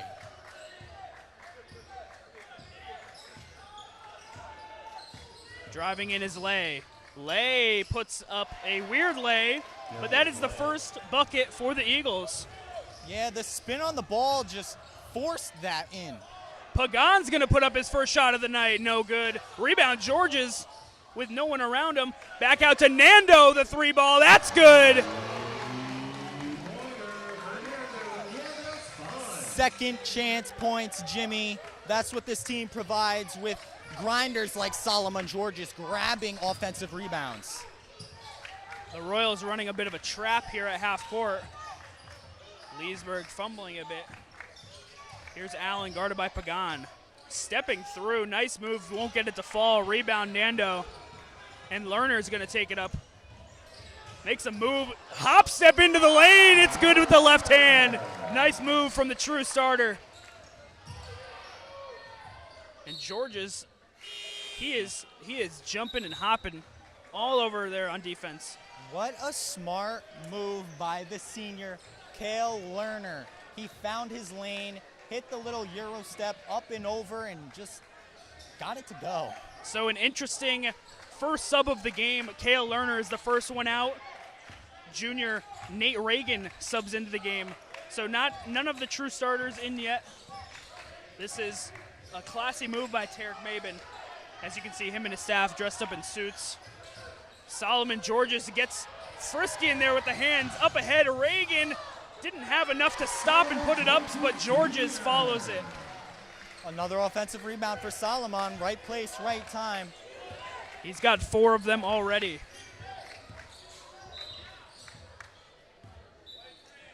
They're going to get Reagan on the foul there. On the bump.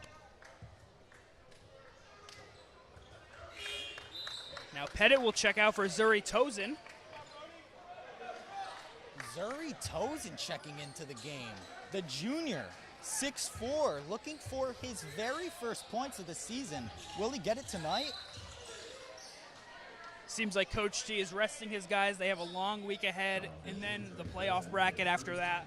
So they're getting the bottom of the rotation and the reserves in and warm, and they're playing great basketball so far, obviously, with a 15-point lead in 7 minutes. Absolutely, Jimmy. You mentioned long week ahead, and they already have been having some long weeks. This is their third 4-game week of the season, so they got a lot on their hands this week. Definitely nice for the guys to rest on a back-to-back. The whistle blows again.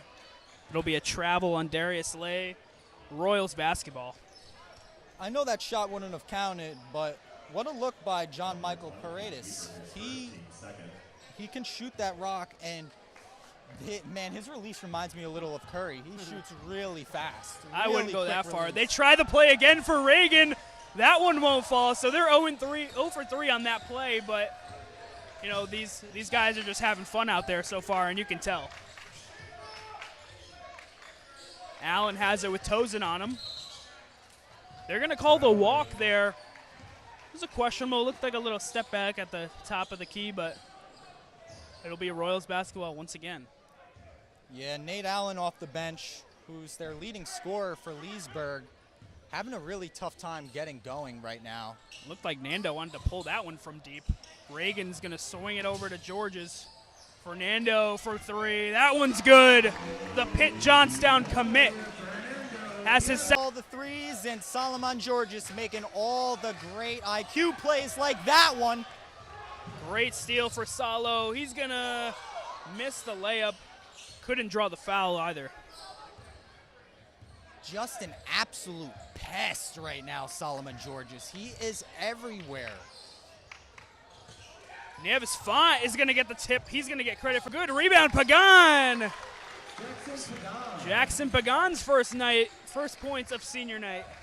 See, although they had a man, Leesburg had a man down low, it was a smart shot because they knew they were getting that offensive rebound and putting it right back up. So aggressive defense here from the Royals. Been very hard so far. Cale Lerner's taken 5 attempts himself, and he's been out of the game for 3 minutes. Absolute stifling defense from the Royals. You know, every single player all over the court, everyone making an impact on defense. There's Georges again in the scrum.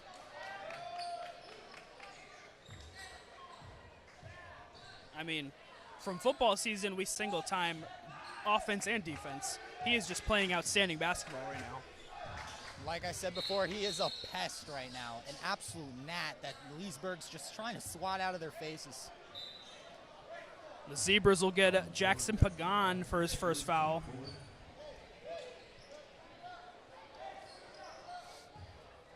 But 4 is almost knocked down by John Michael Paredes. Was that a buzzer beater or did it? It's not looking like that one's going to count. He just missed it off the fingertips. One of the longest 4 seconds I've ever seen. Right? So we'll go to break. Heading into the second quarter, a dominant Royals lead, 22-4. At the break, which player had the dirtiest locker? LJ by far has the dirtiest locker. Hey, who has the dirtiest locker? Lamar, right? Lamar. LJ Ryder, yeah. Who has the dirtiest locker? LJ has the dirtiest locker. The what? Dirtiest locker. Dirtiest locker? LJ, 100%. What's the dirtiest locker? Dirtiest locker? Oh my gosh, it's LJ. LJ's is so bad. It's definitely dirtiest locker. LJ's is so bad. Dirtiest locker? You got like 3 wardrobes in there. Or Zuri, because the Zuri and Xavier share one. No, Ryder. It's cool. LJ. It's cool. Is it cool? I think it's LJ. No, it's not. It's definitely LJ. Told you. LJ, everybody's been saying you by far have the dirtiest locker. You got anything to comment on that? It's not like dirty. There's just stuff. There was stuff in it. There's nothing in it no more.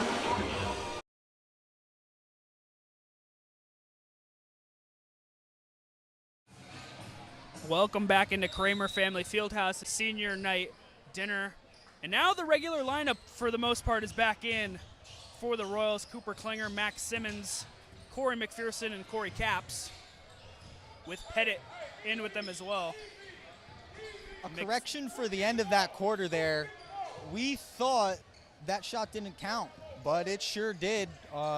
Nate Allen, the senior, gets his... Make a move and drive in. Looking for Capps in the middle. So Klinger found a little opening there, and Coach Tarek Maben, is going to yell for a timeout. So we'll take a quick break. 35 seconds into the quarter. We'll be back.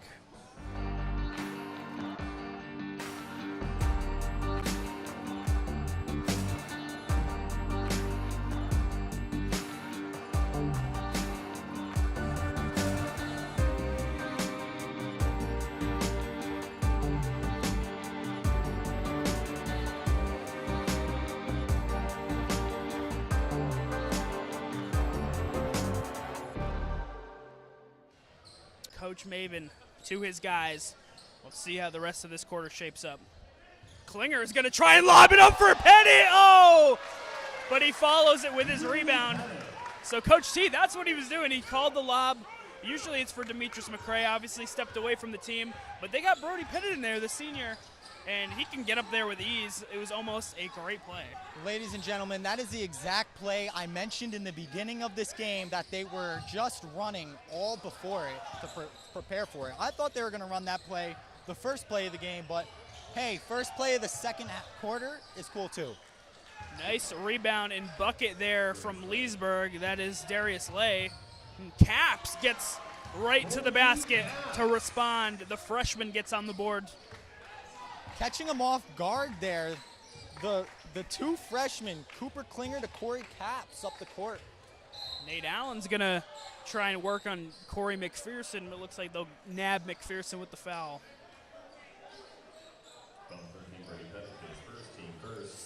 correction, Pettit is going to get the foul there.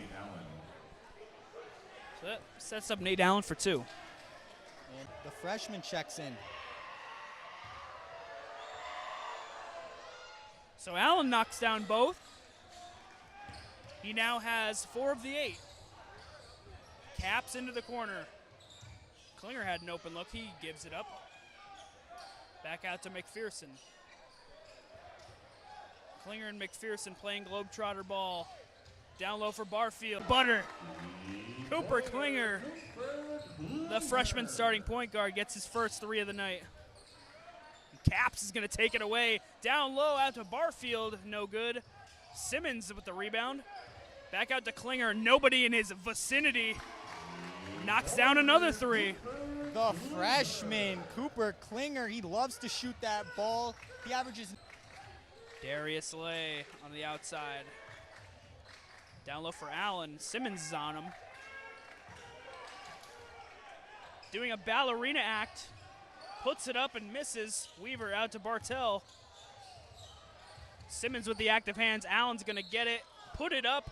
No good. They'll call the foul on the Royal. Nate Allen just using his body down low, forcing himself to get some rebounds and put up an extra shot, sending him back to the line. So it's the second foul on Nash Barfield, and Allen is back at the charity stripe. First one is good, 3 for 3 for the leading scorer at the stripe. Now, Jimmy and I would love to tell you what he averages on the season, but Leesburg Christian Prep does not have their season statistics laid out, so it's a bit of a rough one. Barfield comes down with the miss there. Max Simmons from 3, no good. Rebound Barfield, he'll put it in. First points of the night for Nash Barfield. TFA just super active on the glass right now, out rebounding Leesburg Christian by 3, excuse me. They're just holding the ball for maybe one too many seconds. It's a surprise to see. You don't see that very often. Lay will take it the other way. Pushes Barfield off of him, puts the lay in. Yeah, smart lay by Lay. Set his feet, put up the open lay, had the defender fly right past him. Here's Caps in the corner, 2 on him. He's still going to put it up. No good for the freshman. And Nate Allen will take it the other way. Nice move there by Allen. Can't get the finish to fall. Rebound Barfield. Simmons the other way. Back out to Klinger. Klinger. It's good. Third 3 of the quarter for Cooper Klinger. 3 for 3 from downtown for Cooper Klinger. I thought it was senior night, not freshman night. And the Royals with a 26-point lead, holding the trap as McPherson rips it away. Go back to the Eagles. I'm going to be honest, Jim. Here in the second quarter, the Royals with 37 points. I didn't even realize they had that many points. They are scoring at ease and getting shots to fall at will. Seamless basketball, especially with every single person contributing. It's a very good sign heading into a long end of the week and then into the D2A division. Their momentum from their win in Osceola last night. The inbound here for the Eagles. Freshman a little nervous with the ball. Brian Bartell. Lay trying to make something happen. It will go to the Royals. Great defense there by Max Simmons. Yeah, Max Simmons with the active hands in base, just forcing the turnover. Cale Lerner, the senior, checks back in. And Tyreek Faniel checks in for the Eagles. Simmons gives it to Klinger, a very similar play. That's the first time it knocks down. Didn't work for the seniors, works for the junior and the freshman though. Cooper Klinger has 12 in the quarter. 4 for 4. Give me that Wendy's meal, Cooper Klinger. You think he's a burger or chicken guy? I think he's a chicken guy. Nate Allen, the pull up, no good. Falls into Klinger's hands. Klinger, the hot hand right now, will feed to Simmons, out to Lerner. Lerner, the jump 3, no good. Klinger with the good hands down there to take it away for the rebound. Amazing hustle by the freshman. He's doing everything. Lerner gets another open three. This one drops. The First Academy Royals are lighting it up right now. Anything they put in the air is falling through the net. So Nate Allen tries to dribble behind his back, and Lerner takes it away. He finds Tozen. First points of the season for number 15, Zuri Tozen. Of the season, Cale Lerner found him. What a beautiful find. The senior on senior night, just putting it all together. We've got seniors throwing down near dunks. We've got guys scoring their first points. It's a great night to be a Royal. We'll be back after the break. 45-11 TFA. Parents, catching kids being kind at boystown.org/parenting. We've got parenting guides, articles, videos, quick tips, and even live parent talks on Facebook with Boys Town experts. Visit boystown.org/praise to receive your 10 Ways to Praise magnet. It's a great reminder to catch them being good, and that great parenting advice is just a click away. So everybody on the Royals contributing. But let's take a look at Max Simmons for the season so far. He's one of two players who have played that doesn't have a point tonight, but he has been playing this whole season as a senior, first in almost every category. What have you seen out of him? Just the gritty play overall from Simmons. Max Simmons, from the moment he's checked in, he may have not taken a shot yet, or actually he's taken one shot, but he's just been all over the place. He's a captain on this team. He has 3 assists helping out his squad. And, you know, the leading scorer doesn't always need a score when the entire rest of your team is putting on the on both ends right now for the Royals. It is just coming in with ease. Just clicking. Leesburg struggling on all aspects of basketball. Little too handsy there from Zuri Tozen. That's his second foul. Number 15, Zuri Tozen, his second, team third.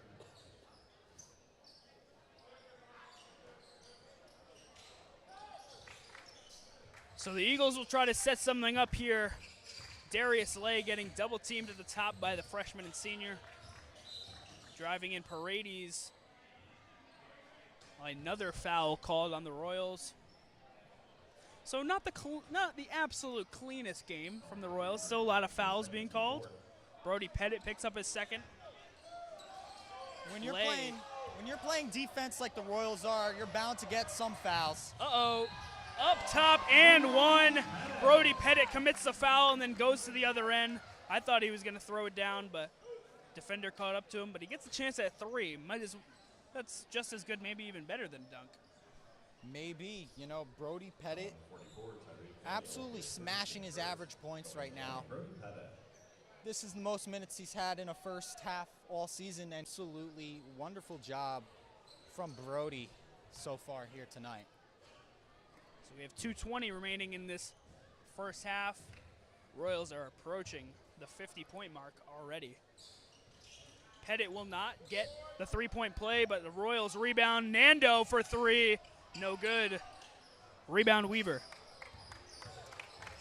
Shooting 42% from 3.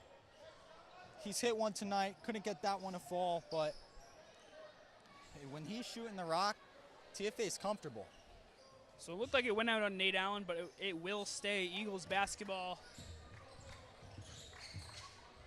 Faniel almost gets that one stolen away. Lerner with the act. Couldn't quite see Lerner coming up to steal that ball. Those must not be prescription. Allen dribbling with Pettit and Klinger on him. It will stay put. Senior Jackson Pagan checks back in for Klinger. Nate Allen just exhausted defense. Every time he touches it, it just seems to be a double coming his way. Paredes dribbling around. 2 Royals on him, finds Nate Allen. Allen getting trapped in the corner. Trying to find someone, finds Weaver down low, mixed up with Pagan. A lot of hands, no foul. Paredes puts up the 3 through. Great pump fake by Nate Allen caused both Nieves Font and Pagan to jump. Lerner in the corner driving in. Back out to Pagan, almost a little too high. Pagan comes down with it, and they get Pagan for the travel. Yeah, he doesn't like that one. A little confusion on the face of Pagan. But hey, too many steps, you can't do that. Remaining in this first half, Leesburg with only 13 points trying to make something happen. Brody Pettit steals it away into the corner for Nieves Font.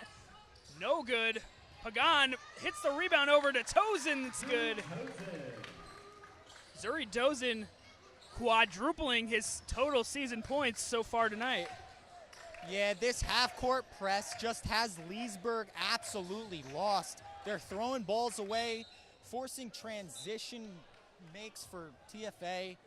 TFA is just rolling right now with their full-court press. Tozen picks up his third foul of the half. Coach Mabin will send Nate Reagan to the scorer's table, and that foul will send Darius Lay to the line for two. And the first one rolls in and out.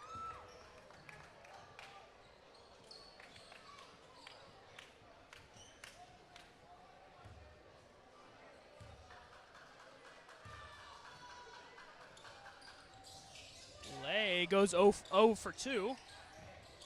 Two Royals fight for the rebound, neither get it. Lay finishes that one. Yeah, makes up for his 2 missed free throws. You hate to miss free throws, but when you get a second opportunity. Pettit for 3, no good. Rebound Allen, 28 on the clock. Pushing ahead for Leesburg. Yes, with such a big lead, TFA just has their seniors letting it fly right now. Brody Pettit, he doesn't care. He's going to put it up. Michael Paredes from Daytona. That one's no good. Rebound Nieves Font, 10 seconds on the clock. Pushing in, making a move. Will get the foul. Foul called on Weaver. When he slowed up the court there with Brody running to the basket, I saw it. I saw him look. Brody just faded away to the 3. He really wants to shoot some threes. So Nieves Font gets 2 right before the half. Makes the first one, putting them at 50. One thing I've noticed from this game and last game with coaches Kevin Hall and Tarek Mabin, that the Royals have been up huge the entire game, and they're still coaching like it's 0-0. Yeah, that's just the intensity that Brist Academy is just a very well done organization. So the Eagles trying to push it ahead. Nate Allen's going to drive in. That one won't count, and we will go to halftime here at Cramer Family Fieldhouse at the First Academy. The Royals with a huge lead, 51-15. We'll be back soon with a halftime report. Because it is a movement. My friends that come here that don't know Jesus, they feel different after they walk in the doors. You could go in here not knowing anyone, and you can walk out with a giant group of friends. Through movement, I've been able to find out who Jesus is. I have a lot of girls that are just unapologetically in love with God. They're going to fight that, no, this is the truth and this is what I believe. God gives them discernment like I've never seen before. And with all the fake stuff going on and all the lies, they're seeing through it. The people here love Jesus so much that God is overflowing out of this place. It's people who are passionate for Jesus, and I really, really desire that for my generation because I believe God is doing something. This generation is ready to make a change. Our job is to share the love of Jesus. We will not bow down to what the world says we will be. I think God has a bigger plan for my generation. People are going to be negative. People are going to push you down, but you can walk in this room and just be lifted up. It's not lukewarm. It's good. It's goodness, and there's God. God is in the midst of this. This isn't a Sunday school. Jesus has been changing lives.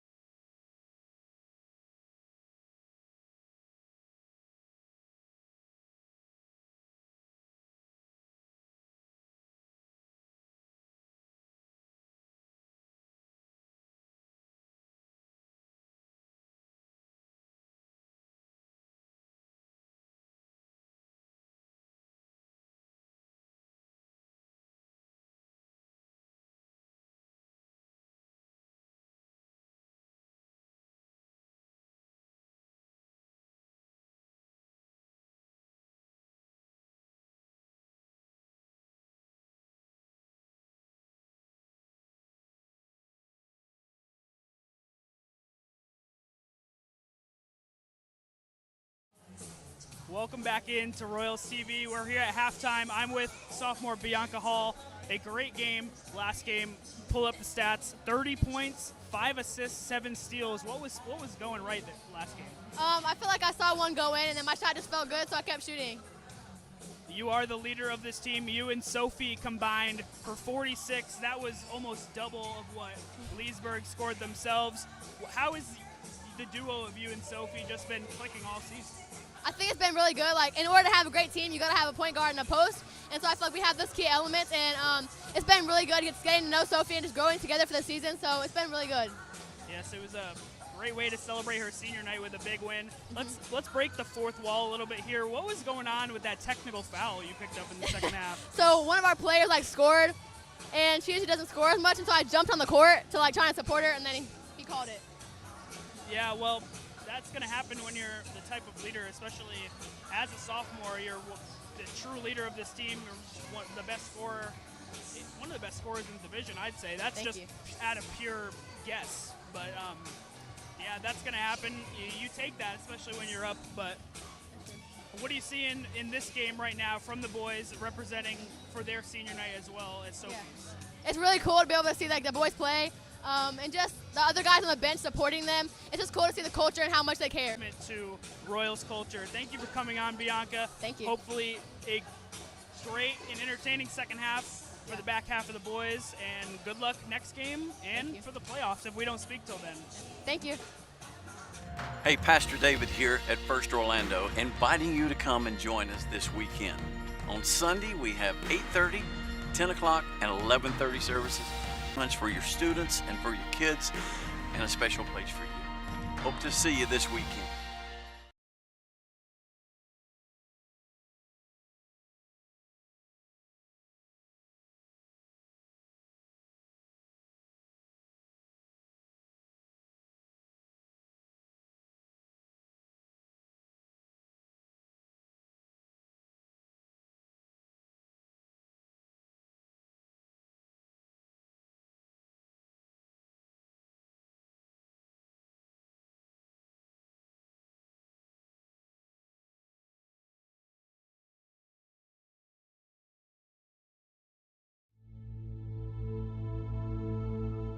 There are places in this world where hope is a rare and precious gift. But in those places, there exist ships of mercy, driven by the hearts and hands of volunteers who believe in something bigger than themselves. Working together, they found their purpose, serving those with the greatest need, and discovering what it means to give their all, to see how you can change lives.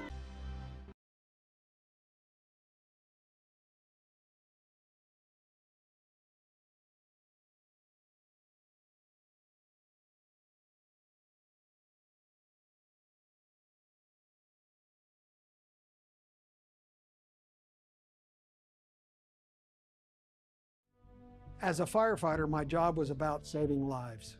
I never thought one day I would be fighting for mine. After spending his career answering the call to save others, Ken was diagnosed with ALS. Now he's facing his biggest battle, for more time. For 70 years, Muscular Dystrophy Association has been helping people live longer and more independent lives. I wouldn't be living as good of a life with ALS if it wasn't for MDA. Learn more at mda.org. Welcome back in. Still halftime here, about 2:30 to go. Just wanted to back in with Vinnie. What are we feeling for the second half and what we saw in the first from the Royals? Well, we saw an absolute masterclass both on the offensive and defensive side of the ball. They're setting up their plays and scoring from there. They're just getting everything to go, and I can imagine Coach went into the locker room and said, let's just do it again. Do what we've been doing this first half.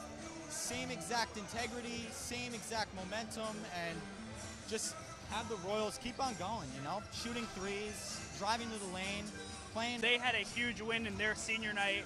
The boys are shaping up to have a huge win of their own and a big celebration after their senior night. We'll get back to with second half action when we come back, but let's hear from senior Cale Lerner. We talked to him before the game. All right, Cale, senior night, your last home game. How you feeling?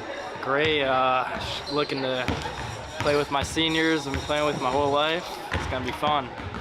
You know, you've had a really successful season so far. How do you look to keep going and push towards into the playoffs?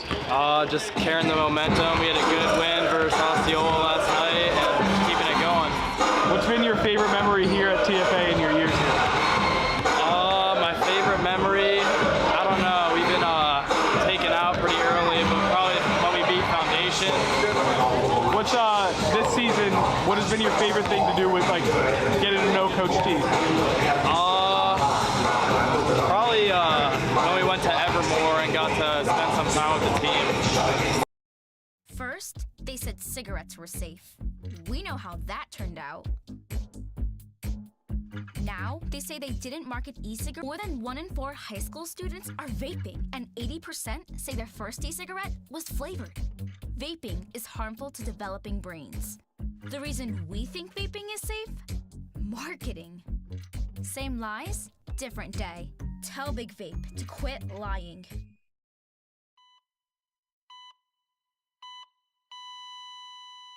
Christopher Holton. It was a Saturday morning. Normally I go for my normal walk. With no warning, Chris suffered a near-fatal heart attack. Brian Buckley, a bystander, saw him collapse and performed CPR he learned from the American Heart Association, which saved Chris's life. Looking at your hands, these two hands could save a life. To learn more about how the American Heart Association helps save lives, go to helpheart.org. The buzzer sounds here at Cramer Family Fieldhouse. Welcome back, ladies and gentlemen, to Royals TV and TFA basketball. We get the second half underway. Eagles start with it. Getting interesting starters, throwing Brody, the senior, out there. Looking to pick up where they left off in the first half. An early turnover for the Eagles. They've definitely already picked off where they ended in the first. Solomon's going to swing it to Caps. No good. Rebound right to Pettit. Pettit had Barfield right down there open, but McPherson finds a three of his own. He now gets on the board. And now Max Simmons and Nate Reagan, the only ones who stepped on the court and haven't scored a point. Yeah, it's been a surprise knowing that Corey McPherson is a phenomenal scorer and Max Simmons as well. Two of the leading scorers on the squad, and that's their first points between them two. And the Royals are up 30. They really are clicking. Up 39 as McPherson takes it away up ahead to Pettit. Pettit back out to McPherson. Nice fake on the three ball. He'll put up a clean one. That is good. Silky smooth off the shot from McPherson. On the year, only with 7 so far. Corey Caps takes it away, up ahead to Pettit. Pettit's got a lane, he's going to throw it down! The senior gets his moment, rocks the rim. Raise the roof of Cramer Family Arena. Oh my goodness, Brody. The bench is going absolutely wild now. Darius Lay throws up a three, no good, rebound. Up to Caps. Caps doesn't quite have the hops like Pettit does, but he comes down with it and gets a layup. It's tough to say if Leesburg even got a break at halftime because they just look tired and they're letting TFA run right up and down the court again. I cannot imagine what they talked about in that halftime huddle, but Nate Allen driving through the right. They'll get a foul on Nash Barfield. Looked a little clean from here, but I guess what the refs say goes. That'll be number 2 on Barfield. Yeah, I won't battle the refs on that one. Looked like he might have got a piece of them there. You know, Leesburg's got to score some more points, so just send them to the line. Send their leading scorer, Nate Allen, to the line. Allen, the first one, no good. So 3 new Eagles checking in. That's Bartell. That is Damani Owens, the 8th grader, checking in for the first time, and that is Jaden Candidate.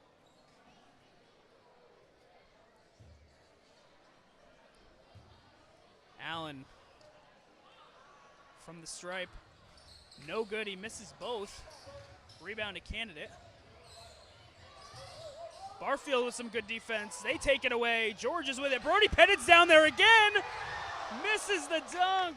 So for the second time, he had an open lane. The Royals just playing more confident, tougher basketball. still grinding away. Solomon George is just ripping the ball out of anyone and everyone's hands. Here's John Michael Paredes pulls up. Nice block by Pettit. Following it with the rebound. McPherson down the lane. He'll get a dunk of his own. I'm sorry. Oh my goodness. He's really filling the shoes of Demetrius McCray. We know that man can yam it down. And here's McPherson serving up yams. It is a slam dunk party. Feels like the Sprite slam dunk contest from the old 2Ks. McPherson's going to go up to Pettit. Oh. No good. Cramer Family Arena is electric right now. This is hard to say, but they're having a lot of fun out there, the Royals, but I don't think they're having more fun than we are right now. This is awesome. This is absolutely magical. A 50-point rout right now. Nate Allen's going to drive down on 3 Royals. Georges takes it away. McPherson doesn't take it in. Takes it with the left, from the left side with 2 hands. Dude, does Leesburg even want to play basketball right now? Holy smokes. They're not even moving in transition. They're just pretty much, I feel like, calling it quits. I see multiple players shaking their heads.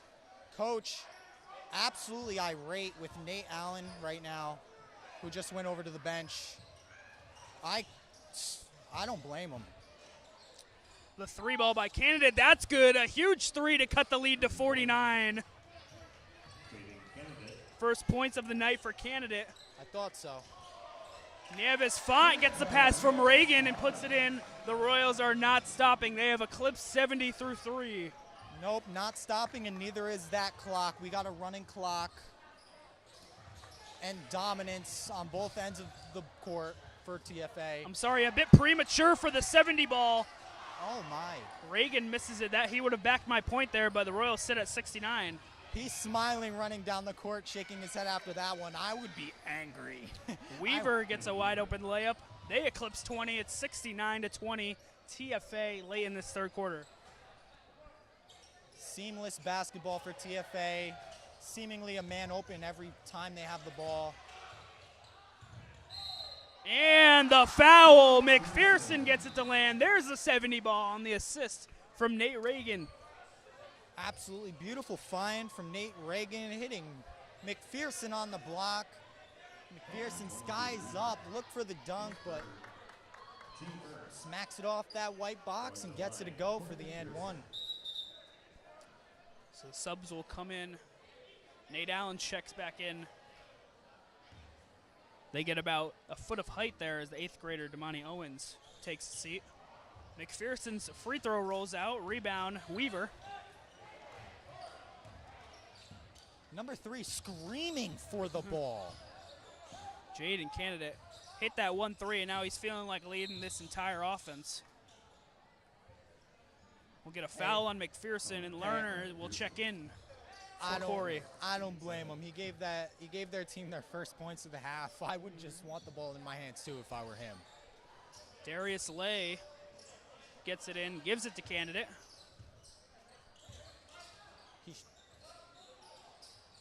I honestly thought he was going to pull. That one gets loose. Solomon Georges with another steal. He tries his best at a dunk attempt, tried to join the party, but still gets the lay to go. That's steal number 4 for Solomon. He's just laughing, running up the court. He wanted the dunk, but that's a struggle for him, only at 5'10". It's hard to get up there. Allen, top of the key, Weaver. Weaver into the corner. Candidate for 3. Win there. Rebound Reagan, 2 seconds on the clock. He's going to throw it up. Oh, my goodness. Almost a cool little play there, but nothing goes. We are heading to the fourth quarter here in Cramer Family Fieldhouse. A 73-20 lead for the Royals when we come back. As a mom, I want my kids' lives to be filled with joy and possibility. And I want that for every kid. That's why I support No Kid Hungry. They work in schools and communities to make sure every kid gets the healthy meals they need. Please join me in supporting No Kid Hungry for all kids.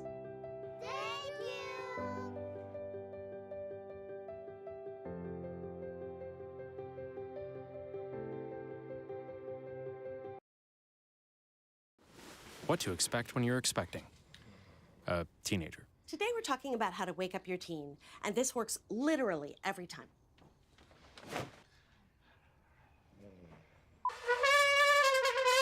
Good kisses. Good kisses. You heard how loud I heard. It wasn't you. It was the... Is that bacon? You don't have to know it all to be a perfect parent. Thousands of teens in foster care will love you just the same. Welcome back live in Orlando, Florida. 8 minutes to play. A huge Royals lead on senior night. A quick travel called on Nate Reagan.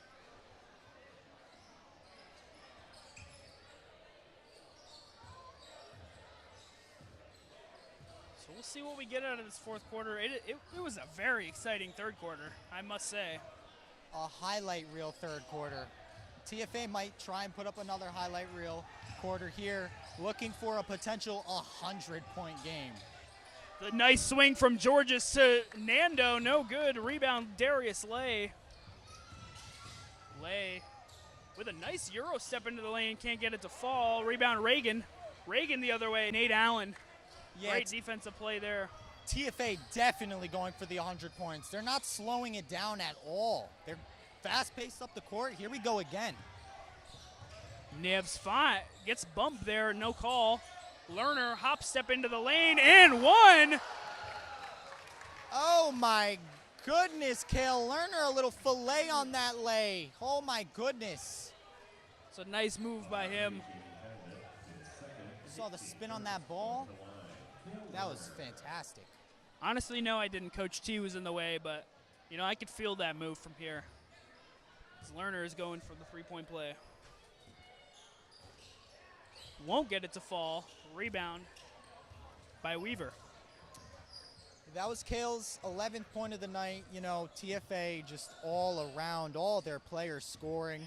We have five in double players digits. in double figures. More defense. Stolen away from Lerner. Lerner driving in again. He will get the foul. Won't get the and one to follow. So right now we do have 5 double-digit scorers, and 3 of them are the seniors that started. Solomon George is not in double figures, but he's having a great overall game with 4 steals and 4 assists. And then Jackson Pagan at 2. He's about to check in the game as well. Yeah, although Solomon hasn't been scoring too much, he has literally been doing everything else for the Royals. When he's on the court, he's honestly the main focus of this team. You see him everywhere, picking pockets, in driving lanes, passing, making the right pass. Solomon Georges, that was probably his last minutes of the night here. What a night from him, the senior. Lerner knocked down both free throws. And we will get a timeout for the Eagles. So just like the Arctic Monkeys, 5:05 left in the quarter, 77-20 when we come back.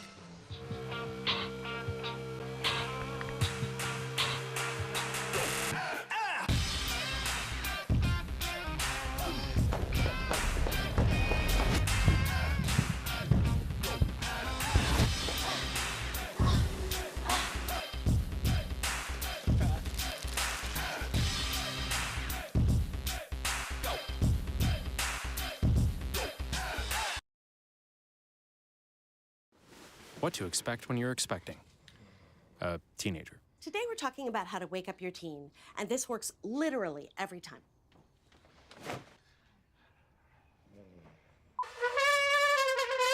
Good kisses. Good kisses. You heard how loud I heard. It wasn't you. It was the... Is that bacon? You don't have to know it all to be a perfect parent. Thousands of teens in foster care will love you just the same.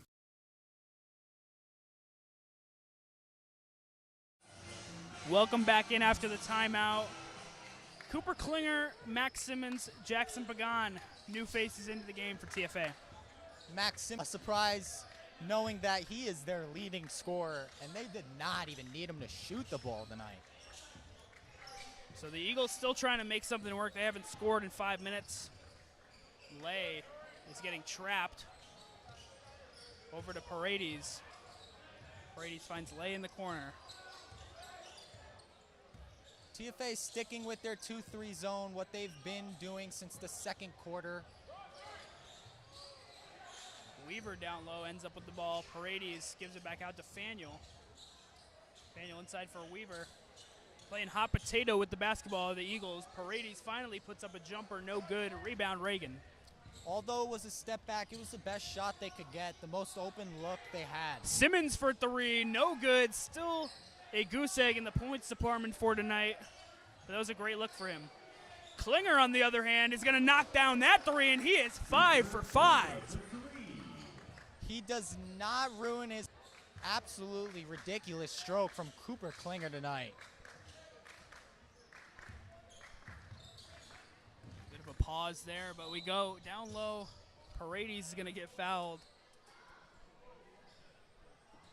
He ain't pausing.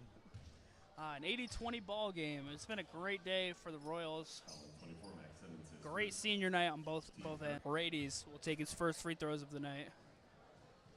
Yeah, it's looking like between both the women's side and the men's side of senior night, it's going to be a combined probably 100 points that they've beaten Leesburg's by tonight.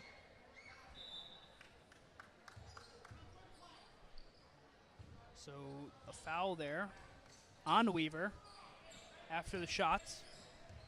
Royals take possession. Do we think we get a Max Simmons bucket before this game ends or no? Absolutely. He knows he hasn't scored yet. He wanted that one, but passes up to Reagan. Reagan gets on the board. That leaves Max Simmons as the only person who's touched the court with 0.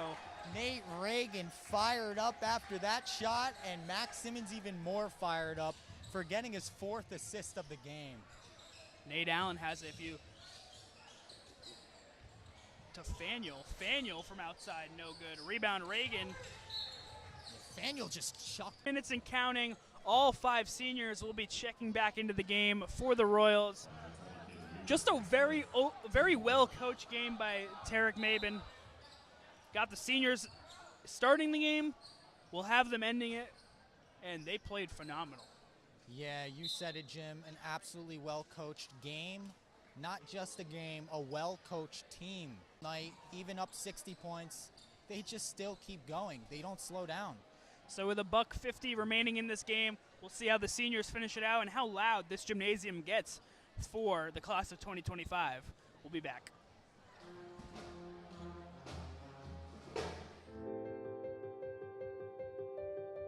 As a mom, I want my kids' lives to be filled with joy and support No Kid Hungry. They work in schools and communities to make sure every kid gets the healthy meals they need. Please join me in supporting No Kid Hungry for all kids. Thank you.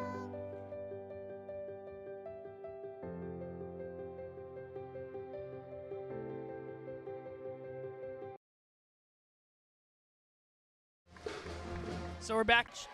The Lady Royals games before this, you saw Easton McFadin on play-by-play. He actually predicted before the game that the Royals would win this game 82-21, and he's not too far off. Not far off at all. 82-21, it's 83-20. How did he even come up with that prediction? So it looks like they tried to draw something up for Pagan there, but an inadvertent pass by George. The crafty Nando smiling, shaking his head down the court. Man, he's an artist on the court. He gets whatever shot he wants. So I'm not sure what Coach Mabin's doing here, but he's lining 5 more guys back up at the scorers table. We'll see how that unfolds with about 1:10 remaining in this game. Let's see if we even get a stoppage in time.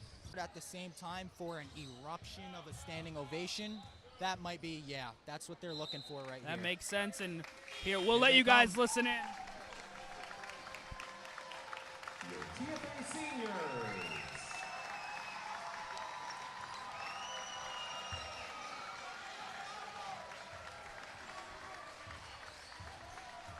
A loud and but the game keeps going, and Zuri Tozen's gonna have a chance to throw one down, and he does!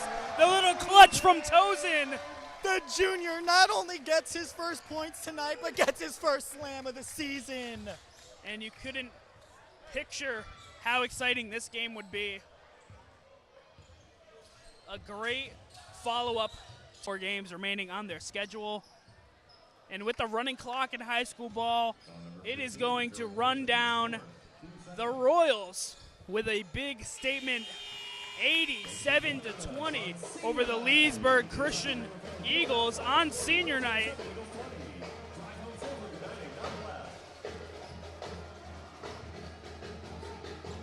Shaking hands here. We're going to send it to break. We will come back with a post-game show and potentially an interview. Let's see who we can get on the show here. Thank you for tuning in, but we will be back. The growth of this school has been so gratifying to see, and it's only the beginning. From the start, I knew we were going to have a great faculty, great facilities, and great guests from the industry, but the most satisfying thing for me has been to see the excitement and the talents that our students display every single day. They are what makes this program special. We designed this program to be challenging, and the goal from the start was to mimic the industry our students would be entering. So we put them in real-world situations. You're covering live college sports. You're calling esports matches. You're working behind the anchor desk. And they've taken the challenges head on. And now that hard work is paying off. We have graduates working all over the country in all facets of the industry. From on-air jobs at local stations to behind-the-scenes jobs at large companies, our grads are taking the industry by storm. Can't wait to see where we go from here. If you want to be a sportscaster, if you want to break into this business, this is the place to be. New classes start every month. I hope you'll join us.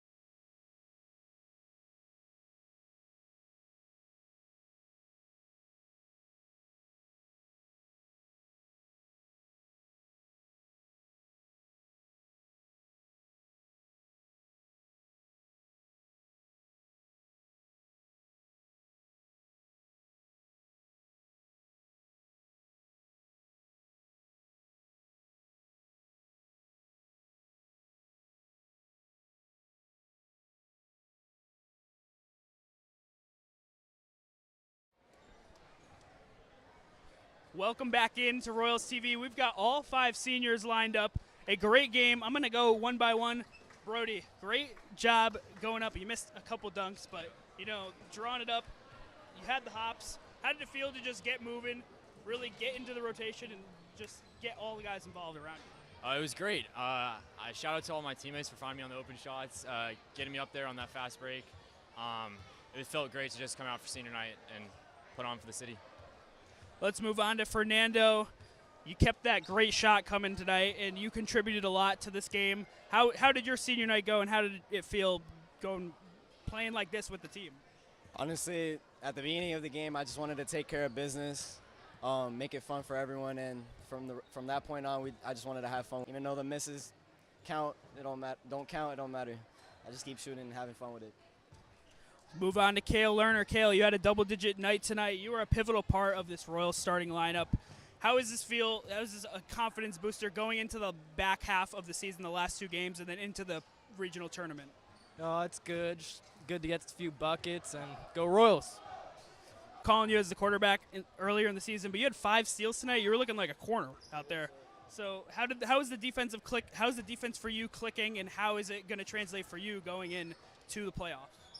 I would say being physical, that's really what it is on defense, and then just having fun with the team, knowing that everybody's sharing the ball around and getting touches.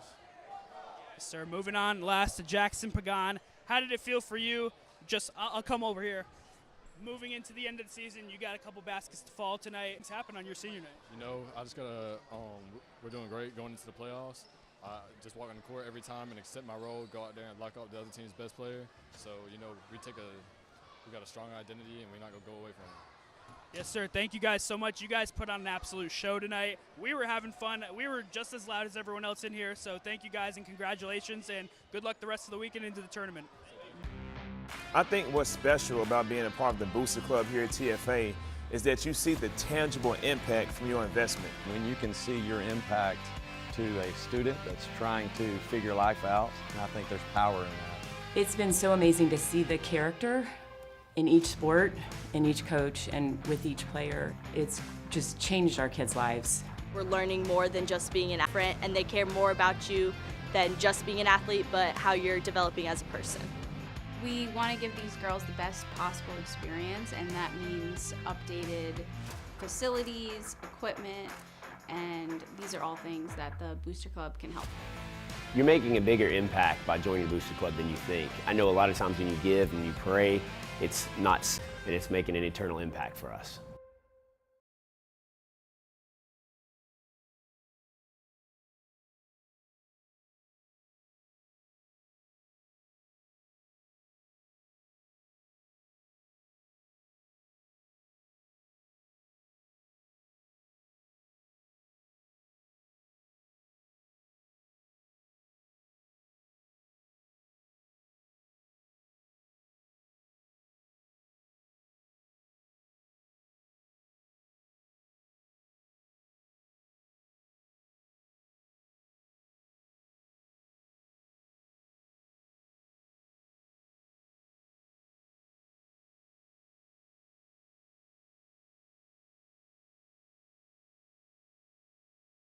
Here at TFA, it's not just athletics. We're trying to make disciples while we're trying to make athletic success. It takes everyone involved and committed to make the program successful. Students, coaches, parents, families. I believe when our boosters come. Welcome back in one more time to Royals TV. I'm James Skinner with Vinnie Cammarano. Thank you so much for watching this doubleheader. It was a great senior night. We will be back with another doubleheader Friday night, their second to last home game of the season, versus Vieira High School. Did I say doubleheader? I meant it's just the boys. The boys will be playing one of their last games of the season. So tune in then. Thank you for watching. I'm James Skinner, Vinnie Cammarano. We got Nick Cafagno. Thanks to our new friend, Ben Weiss, behind the camera. Great camera work tonight. And then Easton McFadin, of course, on the call and the stats. Have a good night. Thank you so much, and go Royals. Go Royals. Here at TFA, it's not just athletics. We're trying to make disciples while we're trying to make athletic success. It takes everyone involved in